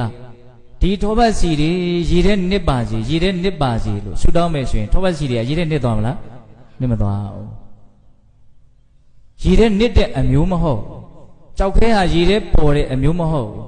မကောင်းတဲ့စိတ်နဲ့လှုပ်ထားတဲ့ပြောထားတဲ့တွေးထားတဲ့ကံတရားတွေဟာကောင်းတဲ့ဘဝကိုရစေတတ်တဲ့အမျိုးအစားမဟုတ်ဟုတ်လားကောင်းတဲ့စိတ်နဲ့ပြောမယ်တွေးမယ်လှုပ်မယ်ဆိုရင်ဒီကံအမျိုးအစားဟာရေထဲနစ်တတ်တဲ့အမျိုးအစားမျိုးမဟုတ်ဘဝထဲမှာနစ်သွားကြအကြောင်းမရှိဘူးဒီသဘောကိုပြောတာနော်အဲ့တော့ဘုန်းဘုန်းတို့တွေကဘလို့ယုံကြည်ထားတာတော့အရင်ဘဝတွေဘဝပေါင်းများစွာဖြစ်ခဲ့တယ်အစဆိုတာကိုမစဉ်းစားနဲ့နော်ဟုတ်လားအစကမမြင်နိုင်လောက်အောင်ရှည်လျားလှပြီမသိနိုင်လောက်အောင်ရှည်လျားလှပြီလို့ဘုရားဟောတာဘုရားရောက်လာတာတော့ဒီသတော်တွေကဘုရားစဖြစ်တာတော့အစကိုမသိလို့မကျင်တတ်နိုင်တဲ့လူတွေအများကြီးရှိတယ်အဲကြောင့်မလို့တချို့ကလည်းကြမ်းဖန်ပြီးတော့ဘုရားလှုပ်ထားတာနေမှာပေါ့ကွာလို့ပြောလိုက်တာဖြစ်ကောင်းဖြစ်မယ်ပေါ့ဒါဘုံဘုံစဉ်းစားကြည့်တယ်ပေါ့နော်အဲ့ဒီဘုရားဘယ်သူကလှုပ်ထားလဲဆိုတာကိုမှဆက်မတွေးဘူးလားလို့လည်းဒီလိုလဲတွေးကြည့်မိဟုတ်လားခုဆိုရပါစို့ကောင်းငယ်မှာရှိတဲ့နော်ဂျိုတွေနေဆိုတဲ့နော်ကျယ်တွေနော်စัจ java လားအနန္တရှိတယ်သို့သူဒီတိုင်းဖြစ်နေတာပဲလေလောကကြီးကယုံ nant သဘာဝတရားတွေကအလွန်မှစမ်းကြယ်တဲ့သဘာဝသို့သူဒါဘလောက်ကြာတော့ဘယ်တော့မှဖြစ်နေတယ်ဆိုတဲ့အစကိုဘုန်းဘုန်းတို့တွေဟာသိနိုင်လောက်အောင်ဉာဏ်မရှိဆိုကြပါစို့မြတ်စွာဘုရားဘယ်လိုဟောလဲစကားတွေကရောက်မိရောက်နေပြီပြောမှတော့ပိုင်နိုင်အောင်ပြောမှရမယ်တတ္တဝါတူတယောက်ရဲ့အစကိုဆိုကြပါစို့ဒီတတ္တဝါဒီဘဝမရောက်ခင်ကဘယ်ဘဝအဲ့ဒီဘဝမတိုင်ခင်ကအဲ့ဒီဘဝကိုတဘဝပြီးတော့နောက်ဆုံးပြီးမြတ်စွာဘုရားကြည့်မယ်ဆိုရင်မြတ်စွာဘုရားပြိဋိဘန္နာဆန်းသွားမယ်ဒီတတ္တဝါရဲ့အစဘဝကိုမသိနိုင်အဲ့လောက်ရှည်လျားပြီလို့ပြောတာနော်ဒေသနာတစ်ခုမှာမြတ်စွာဘုရားပေးတဲ့ဥမာလေးအလွန်မှမျက်နှိုးစရာကောင်းလူတယောက်ကိုမြားမှန်တယ်ဆိုကြပါစို့မြားမှန်တဲ့အချိန်မှာနိစ္စရာဆွေတွေမျိုးတွေမိတ်ဆွေပေါင်းသိန်းတွေရောက်လာဟာငါတို့လူမြားမှန်တယ်ဘာလို့မလို့ဒီကိစ္စအဲ့ဒီမြားတန်ဆွဲနှုတ်ရမှာပေါ့စိတ်ကူးရမှာပေါ့အဲ့ဒါအရင်လုံးရမှာနော်အဲ့ဒီမြားတန်ကိုဆွဲမနှုတ်ဖဲနဲ့ဒီမြားဘယ်သူကပြစ်လိုက်တာတော့ဘယ်ကလာတာတော့ဘာကြောင့်ပြစ်တာတော့ဒီမြားကဘာဝါနဲ့လှုပ်ထားတာတော့နောက်ကငှက်မီးကဘာငှက်ရဲ့အမီးတော့ဘလို့ရန်ညွန်းနဲ့ပြစ်တာတော့ပြစ်တဲ့ကောင်ကယောက်ျားလားမိန်းမလားစီစစ်နေမယ်ဆိုရင်ဒီကောင်ဘာလုပ်တော့သေမယ်အကြီးကြီးလုပ်ရမှာပဲလုပ်လဲမြားတန်ကိုဆွဲနှုတ်ပြီးတော့စီးကူးရမယ်အလုပ်ပဲဟုတ်တယ်မဟုတ်လားအခုဘုန်းဘုန်းတို့ရထားတဲ့ဘဝကြီးဆိုတာကတကယ်တမ်းကဒုက္ခသစ္စာသဘောမကောင်းတဲ့သဘာဝတဖြည်းဖြည်းနဲ့အိုမင်းရင်ရောလာပြီးတော့နာကျင်ခံခတ်မှုတွေများပြီးတော့ပျက်စီးသွားမယ်ဒါရေဘူးရသဘောကိုပြောတာတချို့တရားဆိုရင်နာကျင်ခံခတ်မှုကိုမခံစားရဘဲနဲ့အိုမင်းရင်ရောမှုကိုမတွေ့ကြုံရဘဲနဲ့ရုပ်တရက်ပြုံးကနေပြတ်သွားတာကိုမရှိဘူးလားသိခြင်းတရားဆိုတာကငါအိုပြီးမှသိမယ်နာပြီးမှသိမယ်လို့တခါတည်းရန်ဆောင်ဆိုင်နေတာမရှိဘူးအိုခြင်းသဘောကမှသူ့အချိန်ကြမှာအိုတာနာခြင်းနဲ့သိခြင်းကအချိန်ကြတယ်မကြဘူးဆိုတာသူ့မှာမရှိဘူးနာခြင်းတဲ့ချိန်နာမယ်သိခြင်းတဲ့ချိန်သိမယ်ဟုတ်တယ်မဟုတ်လားအဲ့တော့ဒီလိုမသေးကြတဲ့အနေအထားမျိုးမှာကိုကဘဝကြီးကဘယ်တော့မှစဖြစ်တာတော့ဘာတော့အစကိုမသိနိုင်တာကြီးကိုနော်သိလည်းပဲသိအကျိုးမရှိတဲ့ကိစ္စကြီးကိုဘုံဘုံတို့ကစဉ်းစားနေမယ်ဆိုရင်ကိုယ်သာလင်ဘာဖြစ်သွားမှာတော့သိပြီးတော့ဒုက္ခရောက်သွားလိမ့်မယ်ကောင်းတဲ့အလုပ်ကိုလုပ်လိုက်ရမှာမဟုတ်ဘူးအဲ့တော့မြားမှန်ခံရတဲ့လူကိုလုပ်ပေးရမယ့်အလုပ်တွေဘာလဲလို့မေးရင်ဒီမြားကိုမြန်မြန်ဆွဲနှုတ်ဖို့ပဲမြန်မြန်ဆေးကုဖို့ပဲဒါပဲဟုတ်တယ်မဟုတ်လားအဲ့တော့ဒီဘဝကြီးကပြဿနာကြီးဒါကိုကျုပ်တို့အဆင်ပြေအောင်ဖြေရှင်းဖို့ပဲနော်ဘုရားပွင့်လာတယ်ဆိုတာဘဝပြဿနာကိုပြေလည်အောင်ဖြေရှင်းပေးဖို့အတွက်ဘုရားပွင့်လာတာတကယ်တမ်းကအဲ့တော့ဘဝကရလာရင်သူကပြဿနာပဲဖြစ်နေတာအိုမဲနာမဲသေးမဲချစ်တဲ့လူတွေနဲ့ကွဲမဲနောက်ဆုံးမကြည်မနဲ့စိတ်တိုင်းမကြဘဲနဲ့မျက်ရည်နဲ့ဘဝဟာအဆုံးသတ်ဒါပဲဘဝရဲ့သဘောဆိုတာတကယ်တမ်းကျုပ်တို့ကညံတုံးလို့ဘဝရဲ့ဖြစ်စဉ်တွေကိုအမှန်တိုင်းမသိကြမမြင်ကြဘဝရဲ့ဖြစ်စဉ်ဆိုတာအကောင်းမဟုတ်ဘူးအဲ့ဒါကိုရက်တန့်ပြင့်နိုင်မှဘဝဖြစ်စဉ်ဟာပြေလည်နေပေါ့နော်ဒါဘဝကိုပြေလည်အောင်ဘယ်လိုလုပ်ရမှာတော့ဘဝရနေရင်တော့မပြေလည်ဘူး ဒါဒီစကားကရုပ်တရက်ဒီလူငယ်တွေကနားလည်ကောင်းမှနားလည်မှာပေါ့နော်ဘဝရနေတာကိုကမပြေလည်မှုကြီးကိုရထားတာအဲ့ဒါအမှန်တရားပဲပြေလည်ခြင်းနဲ့ဆိုရင်ဘာလုပ်ရမလို့ဘဝမရအောင်ကိုလုံးမပြေလည်မှာဘဝဟာပြေလည်တဲ့အမျိုးမဟုတ်ဘူးဘဝဟာပြဿနာတုံးပဲတကယ်ကဘဝဟာပြေလည်နေတဲ့အမျိုးမဟုတ်ဘူးနော်ပတ်စံရှိတဲ့လူတွေကိုကြည့်ပြီးတော့ကိုကပတ်စံမရှိလို့မပြေလည်နေတာဆိုတော့ရှိရင်ပြေလည်မယ်ထင်နေတာဒါအလွန်မှလွဲမှားတယ်ပေါ့နော်ကိုမသိဘဲနဲ့ရမ်းတာပေါ့ဟုတ်လားအဲ့တော့ပြောချင်တာကဘာတော့ဘဝပြဿနာတွေပြေလည်ဖို့ဆိုရင်ဘဝမဖြစ်မှသာလေဘဝပြဿနာတွေဟာချုပ်ငြိမ်းသွားဘဝမဖြစ်ဖို့ဆိုလို့ရှိရင်ဘဝရဲ့ပုံမှာမမောမှုကင်းမှဘဝဆက်မဖြစ်မှာဘဝရဲ့ပုံမှာမမောမှုကင်းဖို့ဆိုရင်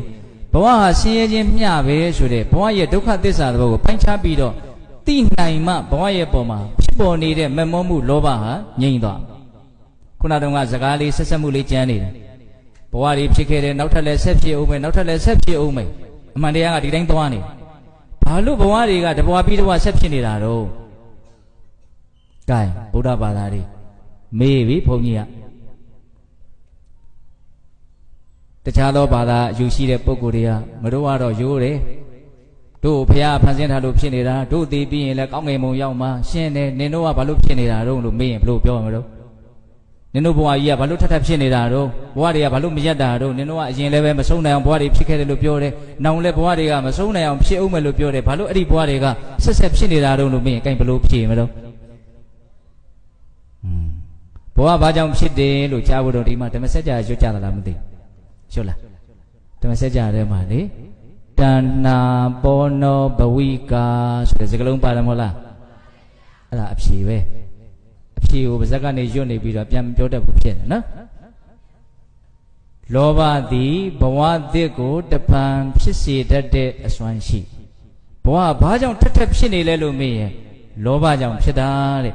ပို့ပြီးတော့ရှင်းအောင်ပြောမယ်နော်ဘဝဘာလို့ရဆိုရခြင်းလို့ရတာဘဝဘာလို့ဖြစ်လို့ဆိုဖြစ်ခြင်းလို့ကိုဖြစ်နေတာမဖြစ်ခြင်းတဲ့တနေ့မဖြစ်ဘူးမရခြင်းတဲ့တနေ့မရခုကျတို့မှာဖြစ်ခြင်းတဲ့စိတ်ရခြင်းတဲ့စိတ်တွေကမုန်းမော်နေတာဘာလို့ဖြစ်ခြင်းတဲ့စိတ်ရခြင်းတဲ့စိတ်တွေကမှုန်းထူနေအောင်ဖြစ်နေတာတော့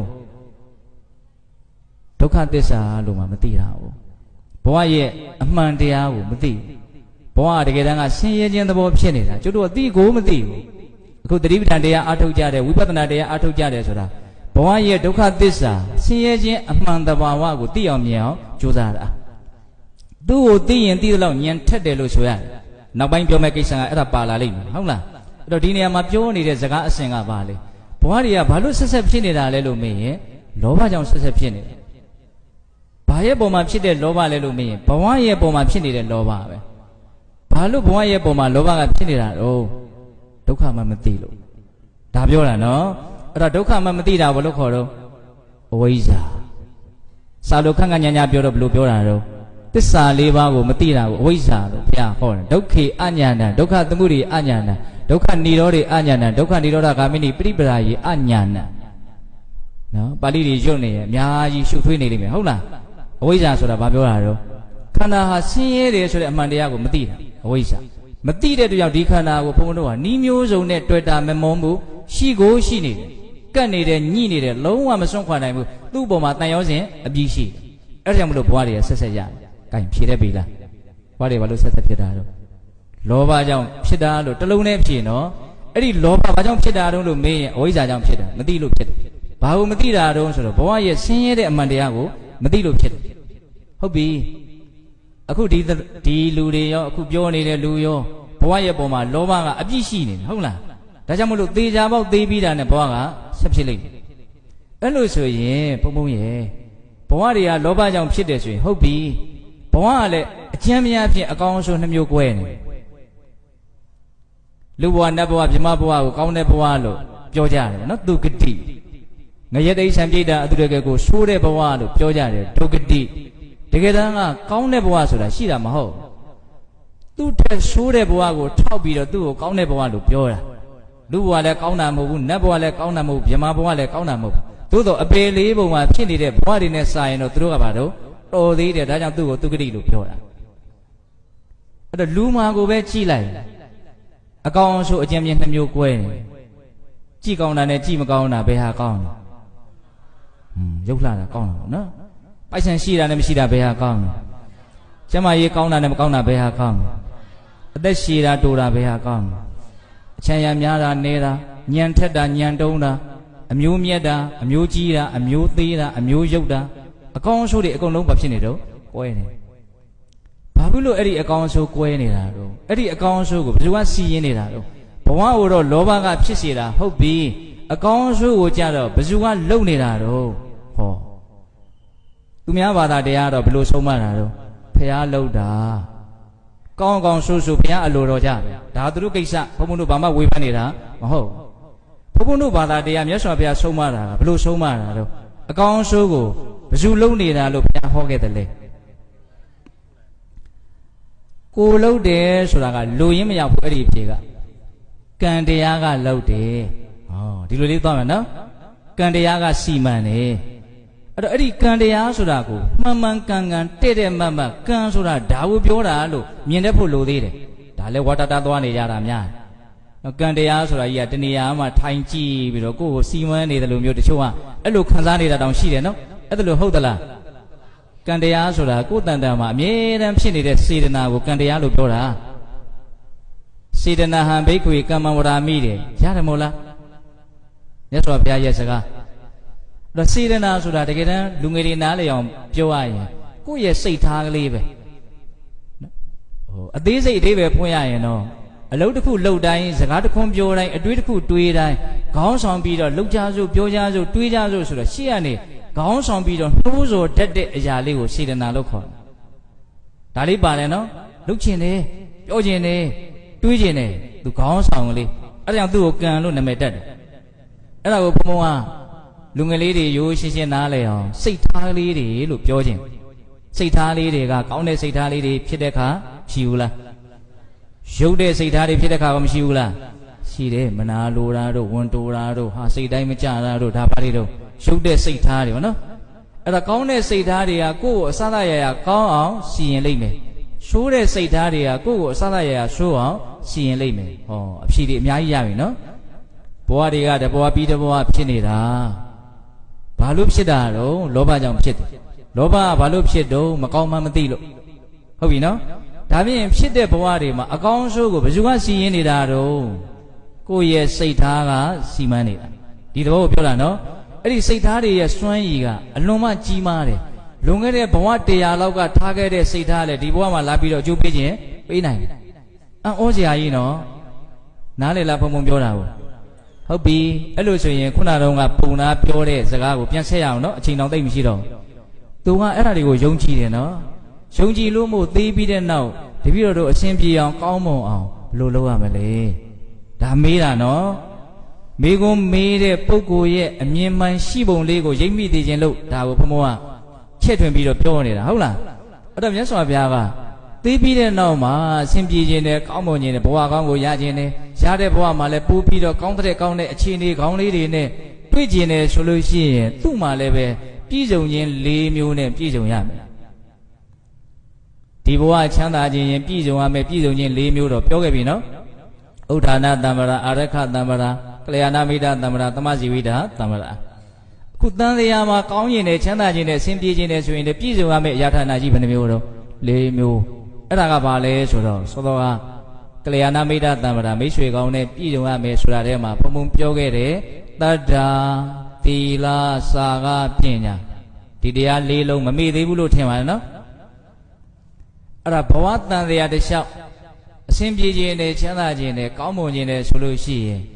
အဲ့ဒီတရား၄မျိုးနဲ့ပဲပြည့်စုံရမယ်တဲ့နော်တတ္တာသီလစာကပညာဒီတရား၄မျိုးနဲ့ပြည့်စုံရင်တန်တရားမှာအစဉ်ပြေမယ်နော်တကယ်မြင့်မားတဲ့အစဉ်ထိပြည့်စုံသွားရင်ဒီဆင်းရဲတဲ့တန်တရားကတောင်လွတ်သွားနိုင်တယ်အဲ့လို့ဆိုရင်တတ္တာဆိုတာဘာပြောတာတော့ယုံကြည်မှုလို့တော့အကျဉ်းမြင်နားလည်ထားတယ်နော်တရားတရားရဲ့အဓိပ္ပာယ်ကိုမြတ်စွာဘုရား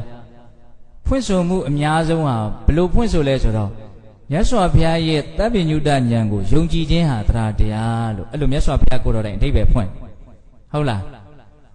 တို့ကိုယ်ဝယ်တဲ့မြတ်စွာဘုရားသည်အရာအလုံးကိုသိတော်မူတယ်ဒါလို့ရင်ဆင်းရဲမယ်ဒါလို့ရင်ချမ်းသာမယ်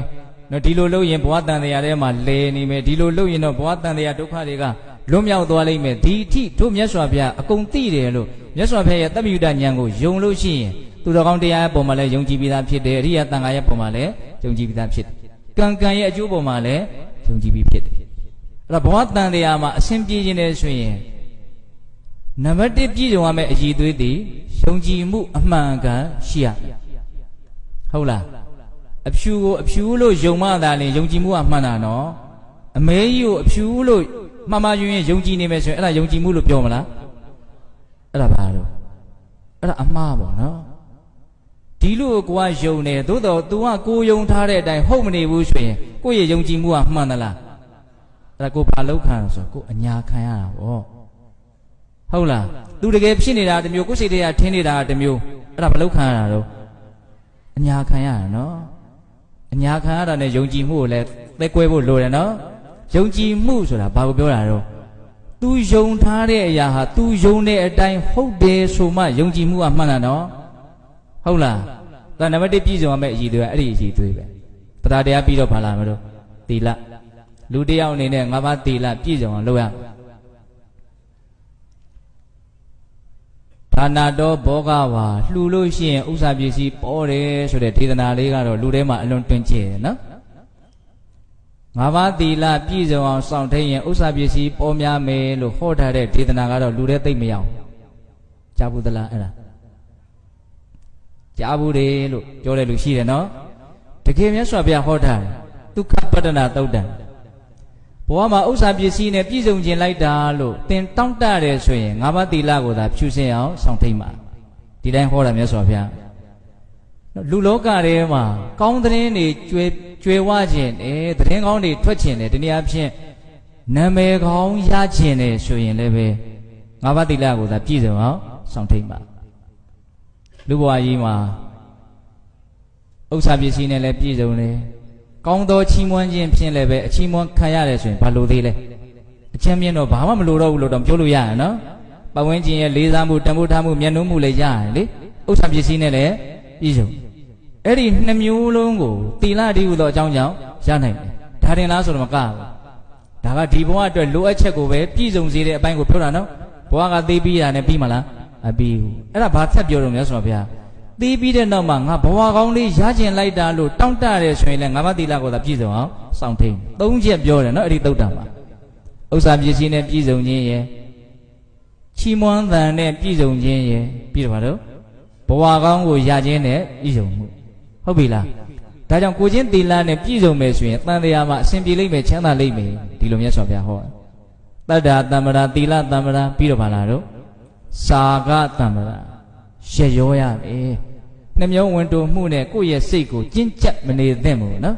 ကိုယ်ဆွမ်းစားနဲ့ရှားထားတဲ့ဥစ္စာပစ္စည်းကိုကိုယ့်ထက်နွမ်းမာတဲ့တနည်းအားဖြင့်အပြင်းထန်လိုအပ်နေတဲ့လူတွေနဲ့တွေ့တယ်ဆိုရင်ဝေနိုင်ရမယ်မျှနိုင်ရမယ်ဒါလေးတွေဟာအလွန်မှနူးညံ့တဲ့စိတ်ရှိတဲ့မြင့်မြတ်တဲ့စိတ်ရှိတဲ့နော်ရိုးသားတဲ့စိတ်ရှိတဲ့လူတွေရဲ့တန်တန်မှာအလွယ်တကူပေါ်လာနိုင်တဲ့အရည်အသွေးလေးတွေပေါ့နော်အများစုကတော့ဖက်တွယ်ထားတယ်မစွန့်နိုင်ဘူးမလွတ်နိုင်ဘူးငါဟာဆိုတဲ့ပြင်းထန်တဲ့နော်တွေ့ကပ်မှုနဲ့တွေ့ကပ်ထားကြတဲ့အပိုင်းတွေပဲများလာပဲမဟုတ်လားအဲ့ဒါကိုဘုန်းတော်ဘာလို့ဖို့လို့တော့မြတ်စွာဘုရားကတော့ဆေးကြောတဲ့လက်ရှိတယ်နော်ပေးမယ်ဆိုရင်ကိုယ့်လက်ကလေးကိုတန်ရှင်းနေအောင်ဆေးထားတာပေါ့နော်အမြဲတမ်းပေးမယ်ဆိုတဲ့စိတ်ကလေးသူ့မှာအမြဲတမ်းရှိတယ်အများကြီးဆိုလိုတာမဟုတ်ဘူးနော်ပေးတယ်ဆိုတာလေကိုယ့်ရဲ့ပိုင်ဆိုင်ထားတဲ့အတိုင်းအတာပေါ်မှာကြည့်ပြီးတော့ပေးကြရမှာဟုတ်လားနည်းနည်းလေးရှိပြီးအများကြီးပေးခြင်းလို့လည်းအဆင်မပြေဘူးဟုတ်လားတန်တရားရေးကိုဘုန်းဘုန်းတို့တွေးပြီးတော့အစဉ်ပြေခြင်းတယ်ဆိုလို့ရှိရင်သုံးခုမြောက်ပြည့်စုံမဲ့အည်သွေးကဘာလဲနှမျိုးဝင်တိုမှုနည်းရမယ်ပေါ့နော်စွန့်လွတ်နိုင်မှုအားကောင်းအောင်လေ့ကျင့်ရမယ်စာကဆိုအဲ့ဒါကိုပြောတာဟုတ်လားနောက်၄ခုမြောက်ပြည့်စုံမဲ့အည်သွေးသူ့ကိုကျတော့ဘာပြောတော့ပညာနော်ပညာဆိုတာတဘာဝတရားတွေရဲ့အကြောင်းကိုအမှန်ကန်သိတာနားလည်တာကိုပညာလို့ခေါ်တယ်အထူးသဖြင့်ကိုယ့်ရဲ့စိတ်နော်ကိုယ့်ရဲ့စိတ်ဟာသဘာဝတရားတွေတဲကသဘာဝတရားတစ်ခုပဲသူကပုဂ္ဂိုလ်တ attva သဘောမဟုတ်ဘူးနော်စိတ်ကအာယုံကိုသိတတ်တဲ့သဘောပေါ့နော်ကိုယ်စိတ်တွေအကြောင်းကိုသိရမယ်ပြီးတော့ဒီကိုယ့်ရဲ့ရုပ်ခန္ဓာနော်ဘုံဘုံသုံးလိုက်တယ်နော်ရုပ်ခန္ဓာလို့သုံးလိုက်တယ်နော်ရုပ်ဆိုတာကဘာရူပဆိုတဲ့ပါဠိစကားကို မြန်မာစကားနဲ့ပြထားတာရုပ်အဓိပ္ပာယ်ကကောင်းကောင်းနားမလဲဘူးရုပ်ကဘာမှလည်းမသိဘူးရုပ်ဆိုတာကရပ်ပလက်နဲ့မြန်ရုပ်လိုက်မယ်ဆိုရင်ဟာအဲ့ဒီရုပ်ကတစ်မျိုးဖြစ်သွားတယ်နော်ယူပရာကောက်နှစ်ချောင်းမြင်ပစောက်ရေးပယူပအဲ့ဒါကိုရှေးကရုပ်လို့ဘာသာပြန်လိုက်တယ်နားလဲလားနားမလဲတော့ရူပဆိုတာဘာပြောတာတော့သူ့ရဲ့မူရင်းအဓိပ္ပာယ်ကဖောက်ပြန်မှုလို့အဓိပ္ပာယ်ရတယ်ဘာလဲတော့ဖောက်ပြန်တယ်နော်ဒီမျက်စိနဲ့မြင်နေရတဲ့စပင်မွေးစာခြေပွားဆုံးဒီကိုယ်ကောင်ကြီးဟာရုပ်အစုဝေးကြီးရုပ်ဆိုတာဘာတော့ဖောက်ပြန်တယ်ဟုတ်လိုက်သမှမှန်လိုက်သမှအေးရင်တစ်မျိုးပူရင်တစ်မျိုးရေနဲ့တွေ့ရင်တစ်မျိုးမီးနဲ့တွေ့ရင်တစ်မျိုးကောင်းတဲ့အစာနဲ့တွေ့ရင်တစ်မျိုးမကောင်းတဲ့အစာနဲ့တွေ့ရင်တစ်မျိုးစိတ်ချမ်းသာရင်တစ်မျိုးစိတ်ဆင်းရဲရင်တစ်မျိုးအမျိုးမျိုးဘာဖြစ်နေတော့ပြောင်းလဲနေနော်ဒီကိုယ်ကောင်ကြီးဟာအမြဲတမ်းဘာဖြစ်နေတော့ပြောင်းလဲနေခေါင်းထဲမှာအုံနောက်တွေရှိတယ်ရင်ကောင်းပိုင်းမှာအဆုပ်နဲ့နှလုံးတဒုံဒုံနဲ့အလုံးလုံးနေတာရှိတယ်ဝမ်းပိုက်ပိုင်းမှာစားထားတဲ့တောက်ထားတဲ့အစာအာဟာရတွေကိုအမျိုးမျိုးဓာတ်ပြုတ်ပြီးတော့ပြောင်းလဲနေတဲ့အပိုင်းတွေရှိတယ်တကူလုံးအနှံ့သွေးရောတွေထဲမှာသွေးတွေအပြည့်စီးဆင်းနေတာရှိတယ်ငြိမ်နေတာမှမရှိဘူးနော်နှာခေါင်းလေးနှစ်ပေါက်ကနေလေအမြဲတမ်းဝင်ထွက်နေတာရှိတယ်လိုအပ်တဲ့အောက်ဆီဂျင်ကိုယူတယ်မလိုအပ်တဲ့ကာဗွန်ဒိုင်အောက်ဆိုဒ်ဓာတ်ကိုထုတ်ပေးတယ်စက်ကြီးတစ်လုံးလို့တဒုံဒုံတိုင်းတိုင်းခုတ်ပြီးတော့လက်ပတ်နေတာမြင်ကြည့်အဲ့ဒါမြင်အဲ့ဒါဘာတော့ပညာစိတ်တွေအမျိုးမျိုးတွေးတယ်တွေးပြီးတော့လည်းမရှိတော့ပြန်ဘူးထပ်တွေးတယ်ထပ်တွေးလည်းမရှိတော့ပြန်ဘူးဟောဖြစ်လာတယ်မရှိဘူးဖြစ်လာတယ်မရှိတော့ဘူးဖြစ်လာတယ်မရှိတော့ဘူးဒီတိုင်းသွားနေတယ်အဲ့ဒါကိုသိတာဘာလို့ခေါ်တော့ပညာသူတန်ဖိုးအကြီးဆုံးကုသိုလ်နော်ဘလောက်လှူအဲ့ဒီကုသိုလ်ကိုဘလို့မှမမှီဘူးဟုတ်လားငါလို့မှားယွင်းစွာဆွဲလန်းမှတ်တင်နေတဲ့ဒီအစုအဝေးကြီးဆိုတော့ဘုံဘုံရုပ်ခန္ဓာလို့ပြောလိုက်တယ်နော်ရုပ်ကိုပဲရှင်းတယ်ခန္ဓာကိုဘုံဘုံမရှင်းလိုက်ရဘူးဟုတ်လားခန္ဓာဆိုတာပါဠိစကားပါနော်ဗမာလိုအဓိပ္ပာယ်ဘယ်လိုရတော့အစုအဝေးအပေါင်းအစုအဖွဲ့အစည်းခန္ဓာရဲ့အဓိပ္ပာယ်ကနော်ရုပ်တွေအများကြီးပေါင်းစုထားတာကိုယူဘက်ခန္ဓာဟုတ်လားစိတ်တဘာဝတွေအမျိုးမျိုးပေါင်းစပ်ထားတာကိုဝိညာဉ်နဲ့ခန္ဓာခံစားမှုတွေပေါင်းစပ်ထားတာကိုဝေဒနာခန္ဓာဘာပဲညာပဲမှတ်ချမှုတွေပေါင်းစည်းနေတဲ့အရာကိုသင်္ကြန်ခန္ဓာအကောင်အဆိုးအမျိုးမျိုးစေတနာကောင်းဆောင်ပြီးတော့တုံ့ပြန်နေတဲ့တဘာဝကိုသင်္ခါရခန္ဓာဘာရဲ့အကြောင်းကိုပြောနေတာတော့ကိုယ်ဘဝရဲ့အကြောင်းကိုပြောနေတာနော်ဘာကိုနားလည်ဖို့ပြောနေတာတော့ပညာဆိုတဲ့စကားလုံးလေးတစ်လုံးရဲ့အဓိပ္ပာယ်ကိုနားလည်ဖို့ပြောနေနော်ကျောင်းမှာသင်လို့တက်တဲ့ပညာဆိုတာကပညာအစစ်မဟုတ်ဘူးတနည်းအားဖြင့်ပညာစစ်တယ်ဆိုရင်လည်းသူ့ကိုလောကီပညာလို့နာမည်တက်ရတော့နော်လူကိုတကယ်ငြိမ်းအေးသွားစေတဲ့ဒုက္ခကိုတကယ်ချုပ်ငြိမ်းသွားစေတဲ့အစွမ်းရှိတဲ့ပညာဆိုတာကိုယ့်ဘဝရဲ့အကြောင်းကိုအမှန်တိုင်းသိတဲ့နားလေတဲ့သဘောကိုသာတကယ်မျက်နှိုးဝယ်ရကောင်းတဲ့ပညာလို့ပြောတာခုမြတ်စွာဘုရားကနော်တန်တရားမှာအားကိုးရမယ်အစဉ်ပြေစေမဲ့ပညာ၄ခုမြောက်လိုအပ်ချက်နော်အဲ့ဒီပညာဆိုတာဒီလိုပညာမျိုးကိုပြောတာနော်ဥဒယထဂါမိနိယဖြစ်ချင်းပြည့်ချင်းကိုသိနိုင်မြင်နိုင်တဲ့ဟောအဓိပ္ပာယ်ဖွင့်နော်ဘလို့ဖြစ်ပေါ်လာတယ်လဲသိလိုက်တယ်ဘလို့ပြောက်ွယ်သွားတယ်လဲသိလိုက်တယ်နော်တဘာဝတရားတွေရဲ့သဘောကိုပြောတာနော်အရိယာယဖြူရှင်တဲ့တန်ရှင်းတဲ့နိဗ္ဗေဒနိဗ္ဗေဒိကာလောဘဒေါသမောဟအဆိုင်ခဲကိုဖောက်ခွဲပြစ်နိုင်တဲ့ဆိုကြပါစို့ကျတို့ကြောက်တွေပါတွေကိုဒိုင်းတစ်ပိုင်းနဲ့ခွဲတာရှိတယ်ရန်အားနဲ့ခွဲတာရှိတယ်ဟုတ်လားအကုန်လုံးအဲ့ဒီထဲမှာထွင်းထည့်ပြီးတော့ဒီကဝါယာကျိုးနှစ်ကျိုးပူလိုက်တာနဲ့ဝုန်းနဲ့ဒိုင်းနဲ့ကွဲသွားတဲ့အခါမှာကြောက်တွေပဲဖြစ်သွားတာတော့စိတ်မှာကွဲသွားတာသူ့ရဲ့မူရင်းအခြေအနေပျက်စီးသွားတာနော်အဲ့လိုပဲဘုန်းတို့ရဲ့စိတ်ထဲမှာအဆိုင်ခဲအနေနဲ့တီးနေတဲ့ဆွဲမဲ့မှုတွေရှိတယ်မကျေနပ်မှုရှိမှန်မသိမှုတွေရှိအဲ့ဒါဘာလို့ခေါ်တော့ကိလေသာအဲ့ဒီကိလေသာအဆိုင်ခဲကိုခုနတုန်းကဘဝရဲ့အကြောင်းကိုအမှန်သိပါတယ်လို့ဆိုတဲ့ပညာဖောက်ခွဲပြနိုင်တဲ့အစွမ်းရှိတယ်တင်စားပြောတာနော်ကြောက်ကိုဒိုင်းတစ်ပိုင်းနဲ့ခွဲလိုက်တယ်လို့မျိုးနော်ခုခေတ်ပြောရရင်ဘုံတွေကွဲသွားတယ်လို့မျိုးအနာရှိတဲ့အရာတွေအကုန်လုံးပျက်စီးသွားတယ်ဘုံကွဲသွားပြီရှင်ဟုတ်တယ်မဟုတ်လားတချို့အနုမြူဘုံတွေပါလေဆိုအရန်ကြောက်စရာကောင်းနော်ကဘာကြီးတောင်ပျက်စီးသွားနိုင်ဟုတ်လားကွဲသွားတယ်အနာရှိတဲ့အရာတွေအကုန်လုံးပျက်စီးသွားပညာလည်းပဲသူ့အနာမှာရှိတဲ့ဒါတင်စားပြောတာပါနော်ဘာလို့သူဖောက်ခွဲပျက်စီးပြလိုက်တာတော့ကိလေသာကိုဖောက်ခွဲပျက်စီးပညာရဲ့အဓိပ္ပာယ်အဲ့လိုဖွင့်တာနော်မြတ်စွာဘုရားကဥဒယထဂါမိနိယယုံနာတို့ရဲ့ဖြစ်ချင်းပြည့်ချင်းကိုသိတယ်မြင်တယ်အရိယာယအလွန်မှဖြူစင်တဲ့နိဗ္ဗေဒိကာ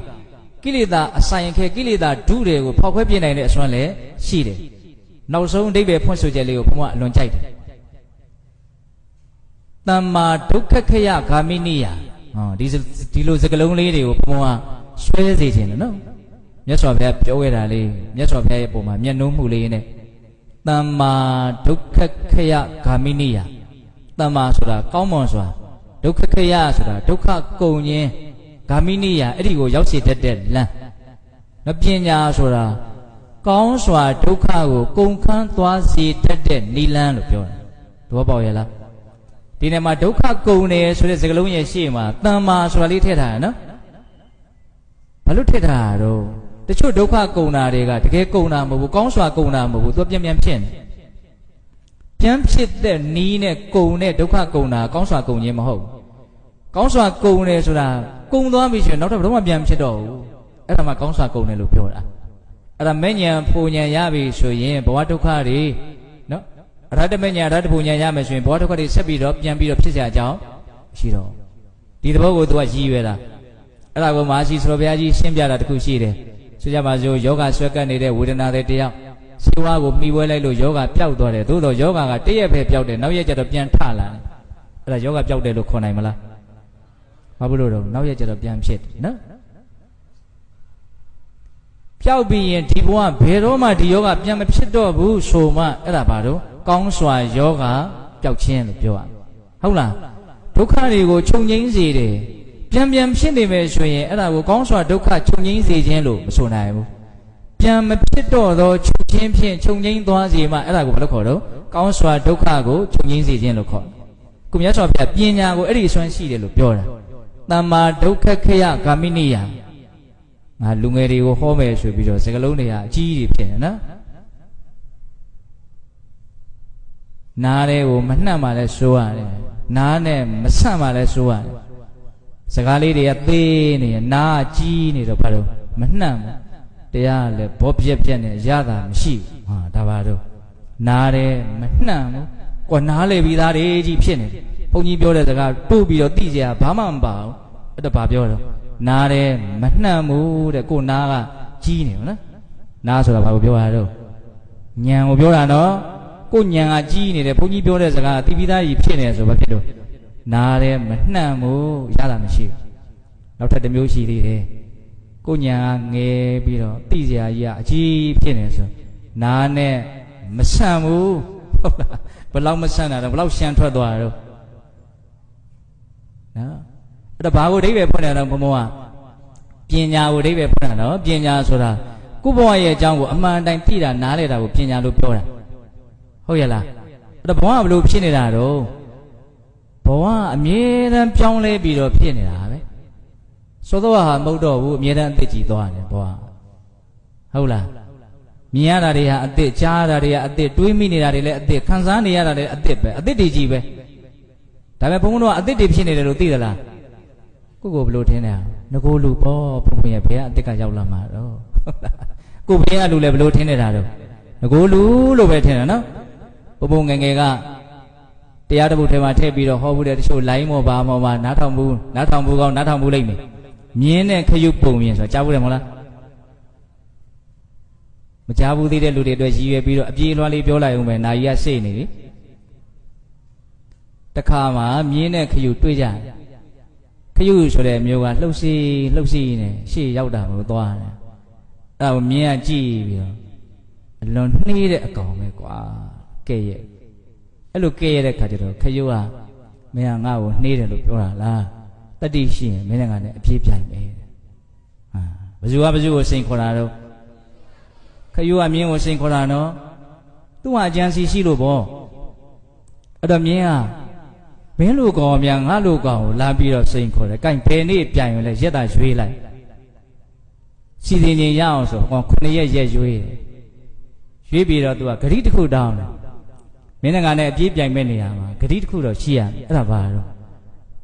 အပြေးပြိုင်နေစဉ်မှာတဖာလုံလောက်ရောက်တိုင်းကိုဘေးကိုလှည့်ကြည့်ပြီးတော့ကိုနဲ့ပြိုင်ဘက်ကိုဟေးမင်းပြေးတော့လားလို့မေးရမယ်ငါလည်းမင်းကိုမေးမယ်မင်းလည်းငါ့ကိုမေးရပါတယ်မင်းငါ့ကိုတဖာလုံးထိတောင်မှီအောင်လိုက်နိုင်မှာမဟုတ်တိုင်းဆိုမြင်းကဝေးရောက်သွားဒီခရုကတလက်မတောင်ရွေသေးမှာမဟုတ်အဲ့ဒါနဲ့လမ်းခွဲသွားကြတဲ့အခါကျတော့ခရုက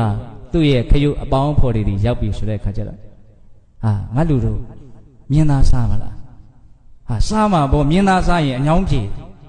မြင်သာစားရင်အညောင်းပြေနော်မြင်သာစားခြင်းနဲ့ဆိုရင်မင်းတို့ငါခိုင်းတဲ့လို့ဘာလို့ရမလို့ကျန်တဲ့ကောင်တွေတန်တာနေငါနဲ့အရွယ်တို့အယောင်တို့ခရုတွေငါ့ကိုကူညီရအများကြီးဆိုလိုက်ရွေးမရအောင်တူတာနော်အယောင်တို့အရွယ်တို့ခရုဒီအများကြီးထွက်လာမင်းတို့ဘာလို့ရမလို့လာမဲ့9ရက်နေ့မှာငါနဲ့မြင်းအကြီးတကောင်နဲ့အပြည့်ပြန်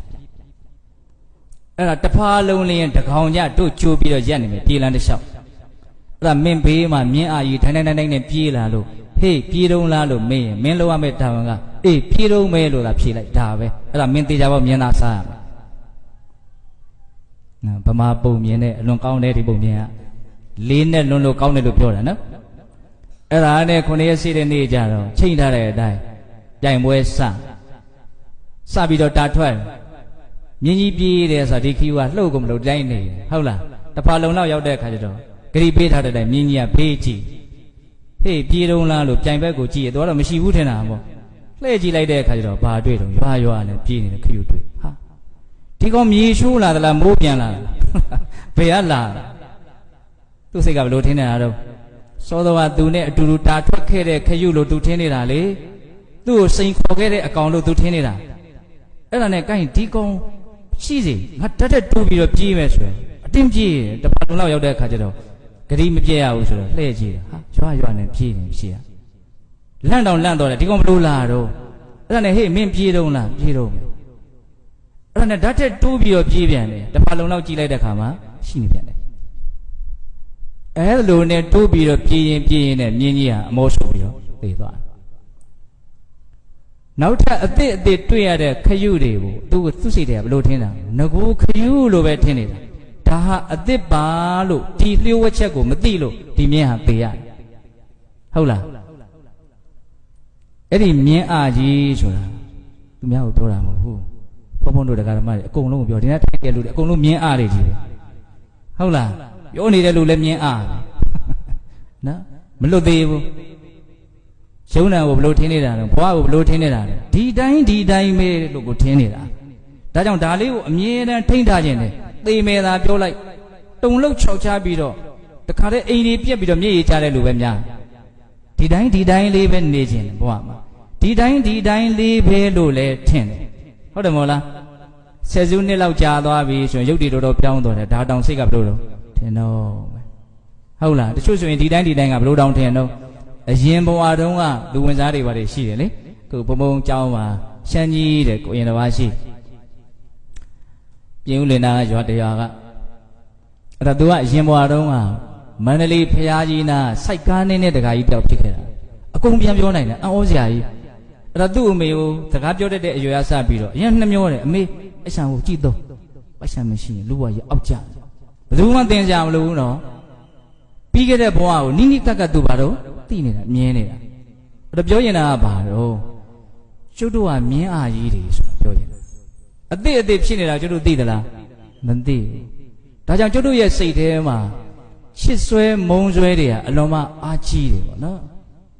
ကိုချစ်တဲ့လူဟာမရှိတော့ဘူးလို့ကျုပ်တို့သိသလားမသိဘူးနော်ကိုကိုချစ်တဲ့လူကိုကိုကောင်းကျိုးဆောင်ရွက်ခဲ့တဲ့လူဒီလူပဲထဲနေတာကိုကိုချစ်စရာကောင်းအောင်လုပ်ခဲ့တဲ့လူကလွန်ခဲ့တဲ့နှစ်များစွာသာသေခဲ့ပြီတကယ်ကအဲ့လိုပြောရတော့မကောင်းဘူးနော်ဒါပေမဲ့တကယ်အဲ့ဒီလူရှိသေးသလားအဲ့ဒီယုံ nant ရှိသေးသလားမရှိတော့အဲ့ဒီယုံ nant ရဲ့အဆက်ဖြစ်တာပဲရှိတာနော်တကယ်သဘာဝတရားအမှန်ကအဲ့ဒီတိုင်းကြီးသူကအဲ့ဒီအမှန်တရားကိုမြင်အဲ့ဒါပညာခုနတုန်းကမြင်းကြီးက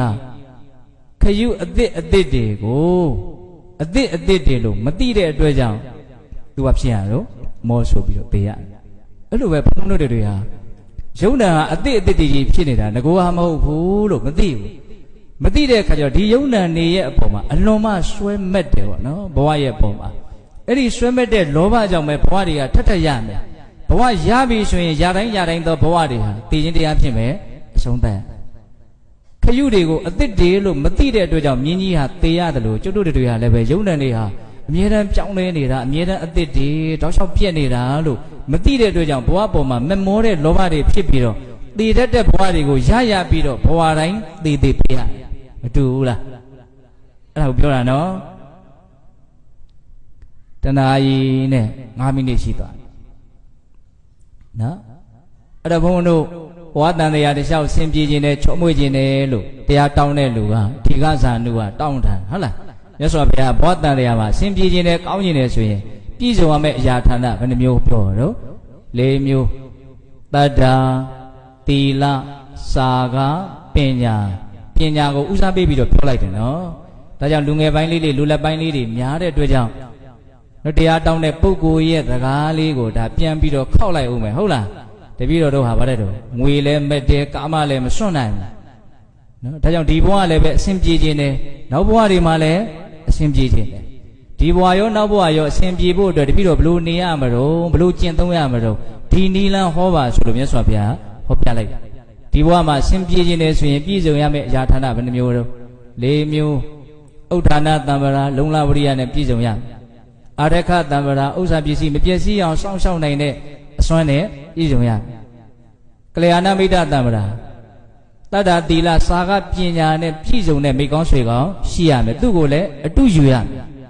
ပြည့်စုံအောင်ပြောမှဖြစ်မယ်နော်ပြီးတော့ပါတော့သမာဇီဝိတတံပရာဝင်ငွေနဲ့တွဲငွေကိုမျှတအောင်ကြည့်ရှုသုံးဆွဲတတ်တဲ့အည်အသွေးလည်းပြည့်စုံရမယ်ဒါဆိုရင်ဘာလို့မလို့ဒီလိုအစဉ်ပြေလိမ့်မယ်သို့တော့ဒီသို့တော့မမေ့နဲ့နော်ဒီ၄မျိုးတော့ပြည့်စုံပါရဲ့အဖြစ်၄မျိုးကလိုက်ပြီးတော့ဖြစ်နေဦးမယ်ဆိုရင်ဘာလို့ဦးမှာတော့ဆုံးရှုံးသွားဦးမှာပဲအဖြစ်၄မျိုးမှတ်မိသေးလားနံပါတ်1အိဋ္ဌိရုဒ္ဓမိမကျူးတယ်နံပါတ်2သူရာဒုဒ္ဓအရက်ကျူးတယ်နံပါတ်3အခဒုဒ္ဓကဏန်းကျူးတယ်နံပါတ်4ပါပမိတ်တမိတ်ဆွေဖြက်ရှိဟုတ်လားဝင်ပေါက်တွေပိတ်ပြီးထွက်ပေါက်တွေဖွင့်ထားမယ်ဆိုရင်ရေတစ်စက်မှရှိမှာမဟုတ်ဝင်ပေါက်တွေဖွင့်ပြီးတော့ထွက်ပေါက်တွေပိတ်ထားတယ်ဆိုရင်ရေအပြည့်ရှိမယ်ဒီဥမာနဲ့မမေ့နဲ့နော်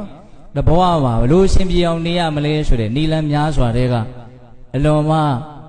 လိုက်နာကျင့်သုံးခြင်းစရာကောင်းတဲ့နီလန်းတစ်ခုရတယ်လို့ဒီလိုနားလည်စေခြင်းတယ်ဟုတ်လားဒါလူငယ်ပိုင်းလူလက်ပိုင်းဘဝဆိုတာနေုံနေကြမှာမဟုတ်သေချာပေါက်ပျက်စီးအောင်မယ်တေးအောင်မယ်ပျက်စီးပြီဆိုတာနဲ့နောက်ဘဝကတန့်ပြီးတော့ဖြစ်မှာပဲနော်အဲ့ဒီဖြစ်တဲ့ကိစ္စကိုဘုန်းဘုန်းတို့တွေဟာအများကြီးကြိုတွေးပြီးတော့အစဉ်ပြေအောင်ပြင်ဆင်နိုင်မှုမလိုဘူးလား